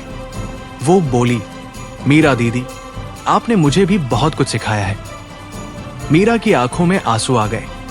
वो बोली, मैंने तुम्हें जो सिखाया वो सब सही नहीं था बेटा, लेकिन तुमने जो सीखा वो सही है। और तुम उसे आगे बढ़ाओगी। आरती ने उसकी तरफ देखा और मुस्कुराते हुए कहा, मैं आगे बढ़ाऊंगी मीरा दीदी, मैं वादा करती हूं। उस रात जब सब सो गए तो आराध्या अकेले उस बेंच पर बैठी थी और उसने अपनी दीदी की डायरी खोली। उसने उस आखिरी पन्ने को पढ़ा जहां उन्होंने लिखा था, मैंने अपना काम कर दिया, अब मैं जा रही हूं, लेकिन ये सेंटर हमेशा रहेगा और ये गुलाब का पेड़ हमेशा खिलता रहेगा और ये बेंच हमेशा यहां रहेगी। जो भी यहां बैठेगा वो जानेगा कि एक बार एक लड़की थी जिसने अपने पिता का सच ढूंढा और उसने पाया कि सच्चाई हमेशा जीतती है। उसने वो पन्ना बंद किया और डायरी को वापस बेंच पर रख दिया। उसने धीरे से कहा, दीदी, मैंने आपकी लीगेसी को आगे बढ़ाया और अब मैं उसे आरती के हाथों में सौंप रही हूं। वो आपसे भी बड़ी बनेगी। तस्वीर में उसकी दीदी मुस्कुरा रही थी और आराध्या को लगा कि उनकी मुस्कान उसे आशीर्वाद दे रही थी। उसने अपनी आंखें बंद कर ली और उसने अपनी दीदी की आवाज को अपने कानों में सुना, हमेशा आगे बढ़ो बेटा, हमेशा आगे। उसने अपनी आंखें खोली और उसने उस गुलाब के पेड़ की तरफ देखा। वो पेड़ अब भी खिल रहा था, हर दिन नए फूलों के साथ, और उसकी खुशबू पूरे सेंटर में फैल रही थी। वो जानती थी कि ये सिलसिला कभी खत्म नहीं होगा और ये लीगेसी कभी पुरानी नहीं होगी और ये कहानी कभी खत्म नहीं होगी। जैसे वो गुलाब का पेड़ कभी खिलना नहीं भूलता, जैसे वो बेंच कभी खाली नहीं होती, जैसे वो सच्चाई कभी हारती नहीं है। अगली सुबह जब सूरज की पहली किरणें सेंटर पर पड़ी तो आरती उस बेंच पर बैठी थी। उसके हाथों में उसकी दीदी की ग्लॉक थी और उसकी आंखों में वही चमक थी जो कभी उसकी दीदी की आंखों में थी, और उससे पहले उसकी दादी की आंखों में, और उससे पहले उसकी परदादी की आंखों में। आराध्या उसके पास आई और उसके बगल में बैठ गई। उसने उसकी तरफ देखा और बोली, आरती, अब तुम तैयार हो, आज से तुम एजेंसी जाओगी। आरती ने उसकी तरफ देखा और उसकी आंखों में आंसू थे। वो बोली, दीदी, मैं आपको कभी निराश नहीं करूंगी। आराध्या ने उसकी तरफ देखा और उसे गले लगा लिया। उसने कहा, मुझे पता है बेटा, तुम मुझसे भी बड़ी बनोगी। आरती ने उसकी तरफ देखा और मुस्कुराते हुए कहा, मैं कोशिश करूंगी दीदी। आराध्या ने उसकी तरफ देखा और बोली, तुम जरूर करोगी आरती। आरती जब एजेंसी जाने के लिए उठी तो उसने एक बार उस बेंच पर रखी चारों तस्वीरों को देखा। उसने धीरे से कहा, दीदी, मैं जा रही हूं। मैं आपसे वादा करती हूं कि मैं आपका नाम रोशन करूंगी। तस्वीर में उसकी दीदी मुस्कुरा रही थी और आरती को लगा कि उनकी मुस्कान उसे आशीर्वाद दे रही थी। उसने अपना बैग उठाया और सेंटर के मुख्य द्वार की तरफ चल दी। उसके कदमों में वही दृढ़ता थी जो कभी उसकी दीदी के कदमों में होती थी, और उसकी पीठ उतनी ही सीधी थी जितनी उसकी दीदी की होती थी। आराध्या उसे जाते हुए देखती रही और उसकी आंखों में आंसू थे। ये आंसू दर्द के नहीं थे, ये आंसू उस गर्व के थे जो एक शिक्षक को अपने छात्र पर होता है जब वो देखता है कि उसका छात्र उससे भी आगे निकलने को तैयार है। उसने अपनी दीदी की तस्वीर की तरफ देखा और धीरे से कहा, दीदी, हमारी लीगेसी अब सुरक्षित है। आरती उसे और भी आगे ले जाएगी। तस्वीर में उसकी दीदी मुस्कुरा रही थी और आराध्या को लगा कि उनकी मुस्कान उसे आशीर्वाद दे रही थी। उसने अपनी आंखें बंद कर ली और उसने अपनी दीदी की आवाज को अपने कानों में सुना, हमेशा साथ बेटा, हमेशा। उसने अपनी आंखें खोली और उसने उस गुलाब के पेड़ की तरफ देखा। वो पेड़ अब भी खिल रहा था और उसकी खुशबू पूरे सेंटर में फैल रही थी। वो जानती थी कि ये सिलसिला कभी खत्म नहीं होगा और ये लीगेसी कभी पुरानी नहीं होगी और ये कहानी कभी खत्म नहीं होगी। जैसे वो गुलाब का पेड़ कभी खिलना नहीं भूलता, जैसे वो बेंच कभी खाली नहीं होती, जैसे वो सच्चाई कभी हारती नहीं है। शहीद विजय मेहता मेमोरियल ट्रेनिंग सेंटर के 100 साल पूरे होने का उत्सव उस दिन पूरे देश में मनाया जा रहा था। उस सेंटर की स्थापना से लेकर आज तक उसने देखा था कि कैसे एक छोटे से गांव की एक लड़की ने अपने पिता का सच ढूंढने के लिए निकली थी, कैसे उसने देश के सबसे बड़े दुश्मनों को हराया था, कैसे उसने एक ऐसा सेंटर बनाया था जिससे निकलकर हजारों युवा देश की सेवा कर रहे थे, और कैसे उसकी लीगेसी 4 पीढ़ियों से चली आ रही थी और अब 5वीं पीढ़ी उसे आगे बढ़ाने को तैयार थी। सेंटर के उस बगीचे में जहां कभी आराध्या ने अपने पिता की तस्वीर रखी थी, अब हजारों लोग जमा थे। उनमें से कुछ उस सेंटर के पहले छात्र थे जो अब बुजुर्ग हो चुके थे, कुछ उसकी दूसरी और तीसरी पीढ़ी के छात्र थे जो अब देश के अलग अलग हिस्सों में सेवा कर रहे थे, और कुछ नए छात्र थे जिनकी आंखों में वही चमक थी जो कभी उसकी दीदी की आंखों में थी। आराध्या सिंह उसी बेंच पर बैठी थी जहां उसकी दीदी, परदादा, दादी और यश की तस्वीरें रखी थी, और उसने उन हजारों चेहरों को देखा जो उसकी दीदी की लीगेसी को सलाम करने आए थे। उसकी आंखों में आंसू थे। ये आंसू दर्द के नहीं थे, ये आंसू उस गर्व के थे जो एक शिष्य को अपने गुरु पर होता है जब वो देखता है कि उसके गुरु का सपना कितना बड़ा हो गया है। राष्ट्रपति ने स्वयं उस समारोह में आकर सेंटर के नए भवन का उद्घाटन किया। यह भवन सेंटर का सबसे बड़ा भवन था और उसका नाम रखा गया था एजेंट एक्स मेमोरियल विंग। राष्ट्रपति ने उस भवन के उद्घाटन के अवसर पर कहा, यह सेंटर केवल एक प्रशिक्षण संस्थान नहीं है, ये उस साहस, उस बलिदान और उस सच्चाई का प्रतीक है जिसके लिए एजेंट एक्स ने अपना पूरा जीवन लगा दिया। उन्होंने अपने पिता का सच ढूंढा, उन्होंने देश के दुश्मनों को हराया और उन्होंने हजारों युवाओं को देश की सेवा के लिए तैयार किया। आज उनकी लीगेसी हमारे देश के हर कोने में फैल चुकी है। आराध्या सिंह ने राष्ट्रपति के चरण छू लिए और उन्हें उस गुलाब के पेड़ की एक डाली भेंट की जो यश ने सालों पहले लगाया था और जो अब इतना बड़ा हो चुका था कि उसकी छाव में पूरा बगीचा आ जाता था। उसने कहा, महोदय, ये डाली उस पेड़ की है जो मेरी दीदी के पति ने लगाया था। ये पेड़ उनके प्यार का प्रतीक है और ये सेंटर उनके सपने का। आरती उस समारोह में एजेंसी के एक प्रतिनिधि के रूप में आई थी। वो अब एजेंसी की एक प्रमुख एजेंट बन चुकी थी और उसने अपने पहले ही बड़े मिशन में एक अंतर्राष्ट्रीय आतंकी नेटवर्क का पर्दाफाश कर दिया था। उसने आराध्या सिंह के चरण छू लिए और बोली, दीदी, मैंने आपसे किया वादा पूरा कर दिया। मैंने अपनी दीदी की ग्लॉक का सही इस्तेमाल किया। आराध्या ने उसकी तरफ देखा और उसे गले लगा लिया।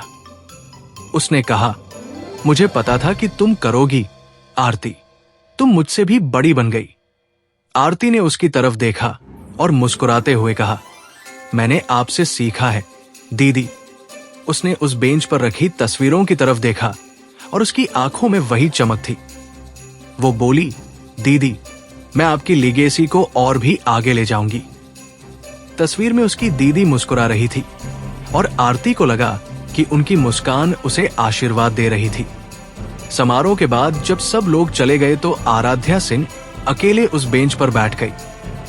आसमान में तारे चमक रहे थे और हवा ठंडी थी और उस गुलाब के पेड़ की डालियां हवा में हिल रही थी जैसे वो उससे कुछ कहना चाहती हो। उसने अपनी दीदी की तस्वीर को देखा और उसके चेहरे पर वही मुस्कान थी जो उसने बचपन से देखी थी। वो मुस्कान जो उसे बताती थी कि उसकी दीदी ने अपना काम कर दिया था और अब वो आराम कर सकती थी। उसने धीरे से कहा, दीदी, आज आपके सेंटर के 100 साल पूरे हो गए। आपका सपना अब इतना बड़ा हो गया है कि पूरा देश उसे देख रहा है। आपकी लीगेसी अब हर उस बच्चे की आंखों में है जो इस सेंटर से निकलकर देश की सेवा कर रहा है। आपको देखकर गर्व हो रहा होगा दीदी। तस्वीर में उसकी दीदी मुस्कुरा रही थी और आराध्या को लगा कि उनकी मुस्कान उसे आशीर्वाद दे रही थी। उसने अपनी आंखें बंद कर ली और उसने अपनी दीदी की आवाज को अपने कानों में सुना, हमेशा आगे बढ़ो बेटा, हमेशा आगे। उसने अपनी आंखें खोली और उसने उस गुलाब के पेड़ की तरफ देखा। वो पेड़ अब भी खिल रहा था और उसकी खुशबू पूरे सेंटर में फैल रही थी। वो जानती थी कि ये सिलसिला कभी खत्म नहीं होगा और ये लीगेसी कभी पुरानी नहीं होगी और ये कहानी कभी खत्म नहीं होगी। जैसे वो गुलाब का पेड़ कभी खिलना नहीं भूलता, जैसे वो बेंच कभी खाली नहीं होती, जैसे वो सच्चाई कभी हारती नहीं है। उस रात के बाद आराध्या सिंह ने महसूस किया कि अब वो उस मुकाम पर पहुंच गई थी जहां उसे अपनी जिम्मेदारी अगली पीढ़ी को सौंप देनी थी। वो जिम्मेदारी जो कभी उसकी दीदी की थी, फिर उसकी दादी की, फिर उसकी मां की और अब उसकी थी। उसने आरती को बुलाया और उसे उसी बेंच पर बिठाया जहां उसकी दीदी, परदादा, दादी और यश की तस्वीरें रखी थी। उसने आरती के हाथों में सेंटर की चाबियां रख दी और बोली, आरती, आज से ये सेंटर तुम्हारा है। तुम इसे और भी बड़ा बनाओगी और भी ऊंचा ले जाओगी। आरती की आंखों में आंसू आ गए। उसने आराध्या के चरण छू लिए और बोली, दीदी, मैं इस लायक नहीं हूं। आराध्या ने उसे गले लगा लिया और बोली, तुम इससे भी ज्यादा लायक हो आरती, तुम मुझसे भी बड़ी बनोगी। आरती ने उसकी तरफ देखा और उसकी आंखों में वही चमक थी जो कभी उसकी दीदी की आंखों में थी। वो बोली, दीदी, मैं आपको कभी निराश नहीं करूंगी। आराध्या ने उस दिन से सेंटर की सारी जिम्मेदारी आरती को सौंप दी और वो उसी बेंच पर बैठकर अपनी दीदी, परदादा, दादी और यश की तस्वीरों से बातें करने लगी। उन्हें बताती थी कि आरती ने सेंटर को कैसे संभाला है, कि उसने नए विभाग जोड़े हैं, कि उसने पूरे देश में 50 नए सेंटर खोले हैं और कि उसकी दीदी की लीगेसी अब और भी बड़ी हो गई है। वो हर सुबह उस बेंच पर बैठती थी, उन तस्वीरों को देखती थी और उनसे प्रार्थना करती थी कि वे आरती को आशीर्वाद दे, कि वो उनके नाम को और भी ऊंचा ले जाए और कि ये सेंटर हमेशा खुला रहे। एक दिन जब वो उस बेंच पर बैठी थी तो मीरा उसके पास आई और उसके बगल में बैठ गई। मीरा अब बहुत बूढ़ी हो चुकी थी। उसके बाल पूरी तरह सफेद हो गए थे और उसकी आंखों में वो तेजी नहीं थी जो कभी होती थी, लेकिन उसके चेहरे पर वही शांति थी जो उसने पहले देखी थी। उसने आराध्या की तरफ देखा और बोली, बेटा, मैं अब जा रही हूं। आराध्या ने उसकी तरफ देखा और उसकी आंखों में आंसू थे। वो बोली, मीरा दीदी, आप कहां जा रही हैं? मीरा ने उसकी तरफ देखा और मुस्कुराते हुए कहा, मैं अपनी दीदी के पास जा रही हूं, उनसे माफी मांगने। उसने आराध्या को गले लगा लिया और फिर वो उठकर खड़ी हो गई। उसके कदम धीमे थे, लेकिन उसकी पीठ सीधी थी और उसके चेहरे पर वही मुस्कान थी जो कभी उसकी दीदी के चेहरे पर होती थी। आराध्या ने उसे जाते हुए देखा और उसकी आंखों से आंसू बहने लगे। ये आंसू दर्द के नहीं थे, ये आंसू उस विदाई के थे जो हर शिष्य को अपने गुरु से लेनी होती है।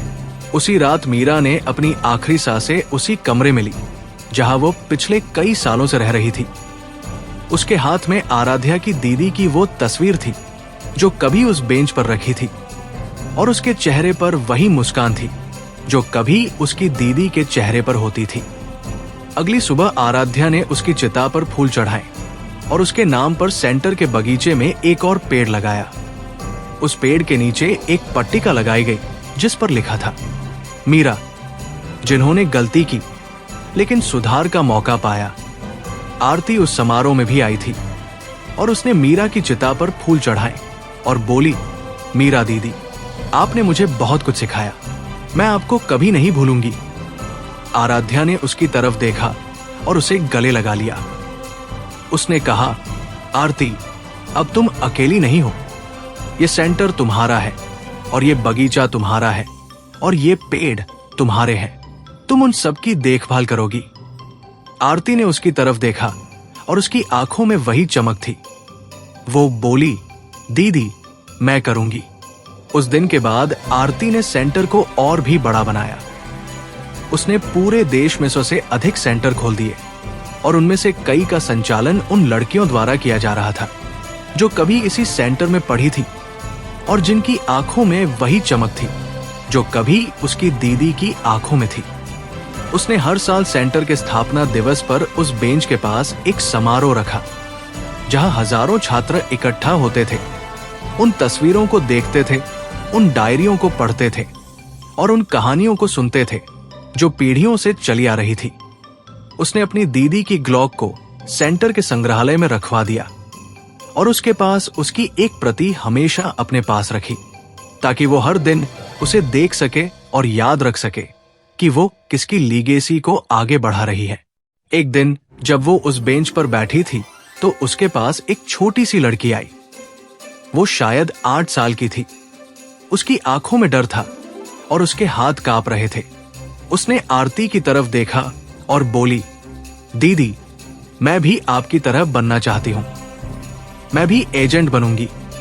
आरती ने उसकी तरफ देखा और उसके सिर पर हाथ रखा। उसने कहा, तुम्हारा नाम क्या है बेटा?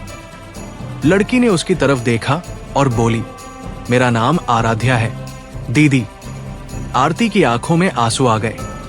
ये आंसू दर्द के नहीं थे, ये आंसू उस खुशी के थे जो एक शिक्षक को अपने छात्र पर होता है जब वो देखता है कि उसकी दीदी का नाम फिर से एक नई पीढ़ी में जीवित हो रहा है। उसने उस छोटी आराध्या को गले लगा लिया और बोली, तुम मुझसे भी बड़ी बनोगी बेटा, मैं तुमसे वादा करती हूं। छोटी आराध्या ने उसकी तरफ देखा और उसकी आंखों में वही चमक आ गई जो कभी उसकी दीदी की आंखों में थी। वो चमक जो उन लोगों में होती है जिन्हें पता चलता है कि उनमें ताकत है और वो ताकत उन्हें कभी किसी के सामने झुकने नहीं देगी। छोटी आराध्या को गले लगाने के बाद आरती ने महसूस किया कि अब वो उसी रास्ते पर चल रही थी जिस पर कभी उसकी दीदी चली थी, और उससे पहले उसकी दादी, और उससे पहले उसकी परदादी। वही रास्ता जो एक छोटी सी लड़की से शुरू हुआ था जिसने अपने पिता का सच ढूंढा था, और अब उसी नाम की एक और छोटी लड़की उसी रास्ते पर चलने को तैयार थी। उसने उस छोटी आराध्या को अपने पास रख लिया और उसे वो सब सिखाना शुरू कर दिया जो उसकी दीदी ने उसे सिखाया था, और उससे पहले उसकी दादी ने उसकी दीदी को सिखाया था। छोटी आराध्या बहुत होशियार थी। वो हर बात को जल्दी समझ जाती थी और उसकी आंखों में वही चमक थी जो कभी बड़ी आराध्या की आंखों में थी। एक दिन जब वो उसे आत्मरक्षा के शुरुआती दाव सिखा रही थी तो छोटी आराध्या ने अचानक पूछा, दीदी, आपकी दीदी कैसी थी? आरती ने उसकी तरफ देखा और उसके सिर पर हाथ रखा। उसने कहा, वो बहुत बहादुर थी बेटा। उन्होंने अपने पिता का सच ढूंढा और उन्होंने देश की सेवा की, और उन्होंने हम सबको सिखाया कि डर से लड़ना सीखना चाहिए, उससे भागना नहीं। छोटी आराध्या ने उसकी तरफ देखा और उसकी आंखों में वही चमक थी। वो बोली, दीदी, मैं भी उनकी तरह बनना चाहती हूं। आरती ने उसकी तरफ देखा और मुस्कुराते हुए कहा, तुम उनसे भी बड़ी बनोगी बेटा। धीरे धीरे छोटी आराध्या के हाथों का कांपना बंद हो गया। उसके कदमों में दृढ़ता आ गई और उसकी आंखों में डर की जगह वो चमक आ गई जो उन लोगों में होती है जिन्हें पता चलता है कि उनमें ताकत है। एक दिन जब वो सारे शुरुआती दाव सीख चुकी थी तो आरती ने उसे उस बेंच पर बिठाया जहां उसकी दीदी, परदादा, दादी और यश की तस्वीरें रखी थी। उसने उन चारों तस्वीरों के बारे में बताना शुरू किया। उसने बताया कि उसकी दीदी ने कैसे अपने पिता का सच ढूंढा, कैसे उन्होंने देश के दुश्मनों को हराया और कैसे उन्होंने यश से प्यार किया। उसने बताया कि उसकी दादी गुड़िया ने कैसे अपनी दीदी से सीखा और खुद एक महान एजेंट बनी। उसने बताया कि उसके परदादा ने कैसे सच के लिए अपनी जान दी। छोटी आराध्या ने यह सब सुना और उसकी आंखों में आंसू आ गए। वो बोली, दीदी, मैं भी उन सब की तरह बनना चाहती हूं। आरती ने उसकी तरफ देखा और उसे गले लगा लिया। उसने कहा, तुम उन सब से भी बड़ी बनोगी बेटा, मैं तुमसे वादा करती हूं। उस दिन के बाद आरती ने छोटी आराध्या को सेंटर के संग्रहालय में ले जाकर उसकी दीदी की ग्लॉक दिखाई। वही ग्लॉक जो उसकी दीदी ने अपने पहले मिशन पर इस्तेमाल की थी, जिसे उसकी दादी गुड़िया ने उसे सौंपा था और जिस पर अब भी उसकी दीदी के नाम के पहले अक्षर उकेरे हुए थे। उसने वो ग्लॉक शीशे के केस से बाहर निकाला और छोटी आराध्या के हाथ में रख दी। वो बोली, ये तुम्हारी दीदी की ग्लॉक है। उन्होंने इससे अपने पहले दुश्मन को नहीं मारा था। उन्होंने इससे सच्चाई की रक्षा की थी। जब तुम बड़ी हो जाओगी तो ये तुम्हारी होगी। छोटी आराध्या ने वो ग्लॉक ली और उसे अपने हाथों में थाम लिया। उसके हाथ फिर से कांपने लगे, लेकिन इस बार वो कांपना डर का नहीं था। ये कांपना उस एहसास का था जो उस आदमी को होता है जब उसे पता चलता है कि उसके हाथों में एक महान विरासत आ गई है। उसने आरती की तरफ देखा और बोली, दीदी, मैं इस ग्लॉक का सही इस्तेमाल करूंगी। आरती ने उसकी तरफ देखा और मुस्कुराते हुए कहा, मुझे पता है बेटा। उस रात जब सब सो गए तो आरती अकेले उस बेंच पर बैठी थी और उसने अपनी दीदी की डायरी खोली।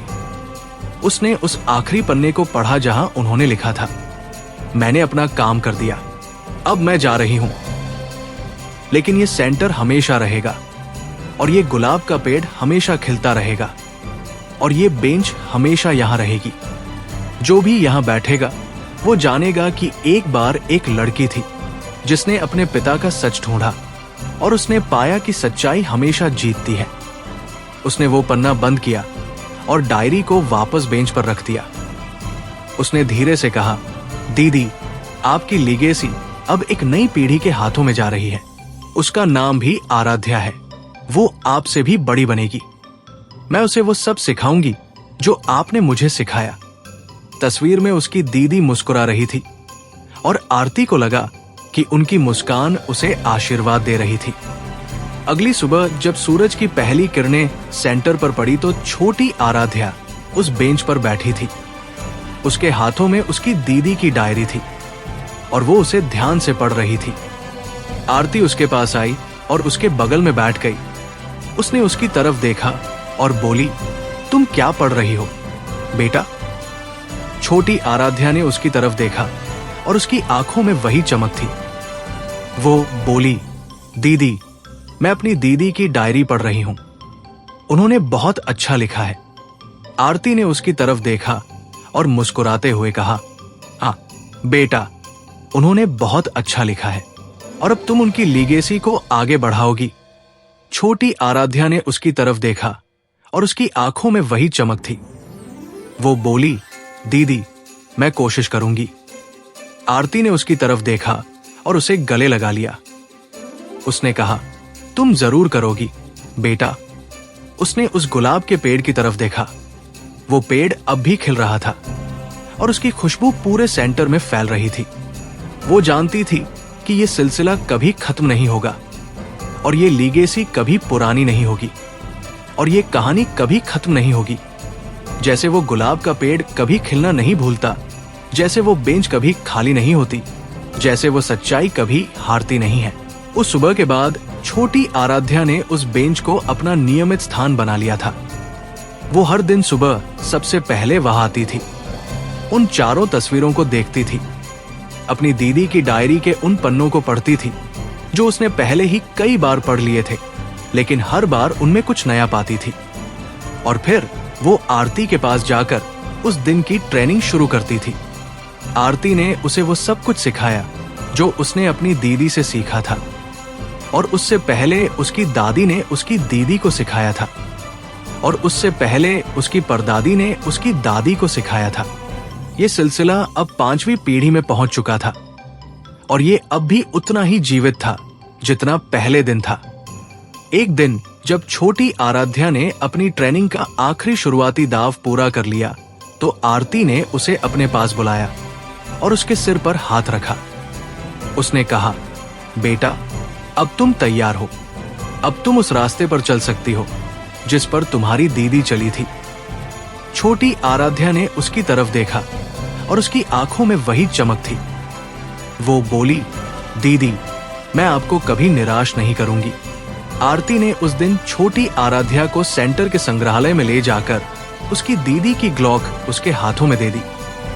वो ग्लॉक अब उसकी थी और उसने उसे अपने हाथों में लेकर उसके वजन को महसूस किया। वही वजन जो कभी उसकी दीदी के हाथ में होता था, वही वजन जिसने इतिहास बदल दिया था। और अब वही वजन उसके हाथ में था और वह उसे आगे ले जाने के लिए तैयार थी। उसने आरती की तरफ देखा और बोली, दीदी, मैं इस ग्लॉक का सही इस्तेमाल करूंगी।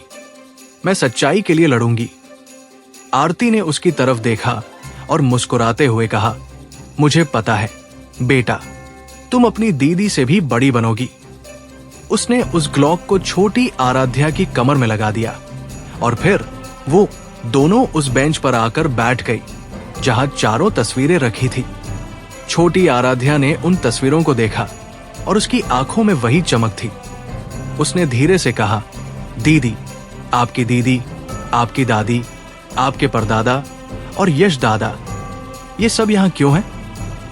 आरती ने उसकी तरफ देखा और उसके सिर पर हाथ रखा। उसने कहा, क्योंकि ये सब उस सच्चाई के लिए लड़े जो हमेशा जीतती है। तुम्हारी दीदी ने अपने पिता का सच ढूंढा, उन्होंने देश के दुश्मनों को हराया और उन्होंने यश दादा से प्यार किया। उनकी दादी गुड़िया ने उनसे सीखा और खुद एक महान एजेंट बनी। उनके परदादा ने सच के लिए अपनी जान दी और यश दादा ने उन्हें सिखाया कि अकेले लड़ने से बड़ी ताकत होती है साथ लड़ने की। ये सब यहां इसलिए है कि हम उन्हें कभी न भूलें। छोटी आराध्या ने उसकी तरफ देखा और उसकी आंखों में आंसू थे। वो बोली, दीदी, मैं भी उन सब की तरह बनना चाहती हूं। आरती ने उसकी तरफ देखा और उसे गले लगा लिया। उसने कहा, तुम उन सब से भी बड़ी बनोगी बेटा। उस रात जब सब सो गए तो आरती अकेले उस बेंच पर बैठी थी और उसने अपनी दीदी की डायरी खोली। उसने उस आखिरी पन्ने को पढ़ा जहां उन्होंने लिखा था, मैंने अपना काम कर दिया, अब मैं जा रही हूं, लेकिन ये सेंटर हमेशा रहेगा और ये गुलाब का पेड़ हमेशा खिलता रहेगा और ये बेंच हमेशा यहां रहेगी। जो भी यहां बैठेगा वो जानेगा कि एक बार एक लड़की थी जिसने अपने पिता का सच ढूंढा और उसने पाया कि सच्चाई हमेशा जीतती है। उसने वो पन्ना बंद किया और डायरी को वापस बेंच पर रख दिया। उसने धीरे से कहा, दीदी, आपकी लीगेसी अब एक नई पीढ़ी के हाथों में है। उसका नाम भी आराध्या है। वो आपसे भी बड़ी बनेगी। मैंने उसे वो सब सिखा दिया जो आपने मुझे सिखाया। अब वो आगे बढ़ेगी। तस्वीर में उसकी दीदी मुस्कुरा रही थी और आरती को लगा कि उनकी मुस्कान उसे आशीर्वाद दे रही थी। अगली सुबह जब सूरज की पहली किरणें सेंटर पर पड़ी तो छोटी आराध्या उस बेंच पर बैठी थी। उसके हाथों में उसकी दीदी की ग्लॉक थी और उसकी आंखों में वही चमक थी जो कभी उसकी दीदी की आंखों में थी और उससे पहले उसकी दादी की आंखों में और उससे पहले उसकी परदादी की आंखों में। आरती उसके पास आई और उसके बगल में बैठ गई। उसने उसकी तरफ देखा और बोली, आज तुम्हारा पहला दिन है बेटा, आज से तुम एजेंसी जाओगी। छोटी आराध्या ने उसकी तरफ देखा और उसकी आंखों में आंसू थे। वो बोली, दीदी, मैं आपको कभी निराश नहीं करूंगी। आरती ने उसकी तरफ देखा और उसे गले लगा लिया। उसने कहा, मुझे पता है बेटा, तुम मुझसे भी बड़ी बनोगी। उसने उस गुलाब के पेड़ की एक डाली तोड़ी और उसे छोटी आराध्या के हाथों में रख दी। उसने कहा, यह डाली उस पेड़ की है जो यश दादा ने लगाया था। इसे अपने पास रखना, यह तुम्हें याद दिलाएगी कि तुम कहां से आई हो। छोटी आराध्या ने वो डाली ली और उसे अपने दिल से लगा लिया। उसने उस बेंच पर रखी चारों तस्वीरों को देखा और उसकी आंखों में वही चमक थी। वो बोली, दीदी, मैं जा रही हूं। मैं आपसे वादा करती हूं कि मैं आपका नाम रोशन करूंगी। तस्वीर में उसकी दीदी मुस्कुरा रही थी और छोटी आराध्या को लगा कि उनकी मुस्कान उसे आशीर्वाद दे रही थी। उसने अपना बैग उठाया और सेंटर के मुख्य द्वार की तरफ चल दी। उसके कदमों में वही दृढ़ता थी जो कभी उसकी दीदी के कदमों में होती थी और उसकी पीठ उतनी ही सीधी थी जितनी उसकी दीदी की होती थी। आरती उसे जाते हुए देखती रही और उसकी आंखों में आंसू थे। ये आंसू दर्द के नहीं थे, ये आंसू उस गर्व के थे जो एक शिक्षक को अपने छात्र पर होता है जब वो देखता है कि उसका छात्र उससे भी आगे निकलने को तैयार है। उसने अपनी दीदी की तस्वीर की तरफ देखा और धीरे से कहा, दीदी, हमारी लीगेसी अब सुरक्षित है। वो आराध्या जो आपके नाम पर है, वो उसे और भी आगे ले जाएगी। तस्वीर में उसकी दीदी मुस्कुरा रही थी और आरती को लगा कि उनकी मुस्कान उसे आशीर्वाद दे रही थी। उसने अपनी आंखें बंद कर ली और उसने अपनी दीदी की आवाज को अपने कानों में सुना, हमेशा आगे बढ़ो बेटा, हमेशा आगे। उसने अपनी आंखें खोली और उसने उस गुलाब के पेड़ की तरफ देखा। वो पेड़ अब भी खिल रहा था और उसकी खुशबू पूरे सेंटर में फैल रही थी। वो जानती थी कि ये सिलसिला कभी खत्म नहीं होगा और ये लीगेसी कभी पुरानी नहीं होगी और ये कहानी कभी खत्म नहीं होगी। जैसे वो गुलाब का पेड़ कभी खिलना नहीं भूलता, जैसे वो बेंच कभी खाली नहीं होती, जैसे वो सच्चाई कभी हारती नहीं है। और वो जानती थी कि जब छोटी आराध्या बड़ी होगी तो वो उसी बेंच पर बैठेगी, उन्हीं तस्वीरों को देखेगी, उसी डायरी को पढ़ेगी और अपने बच्चों को वही कहानियां सुनाएगी जो उसने सुनी थी। और ये सिलसिला चलता रहेगा पीढ़ी दर पीढ़ी, जब तक इस देश में सच्चाई के लिए लड़ने वाले लोग हैं, जब तक इस धरती पर वो गुलाब का पेड़ खिलता है, जब तक वो बेंच खाली नहीं होती और जब तक उस डायरी के पन्ने पीले नहीं पड़ जाते, लेकिन उन पर लिखे शब्द कभी नहीं मिटते। सच्चाई हमेशा जीतती है।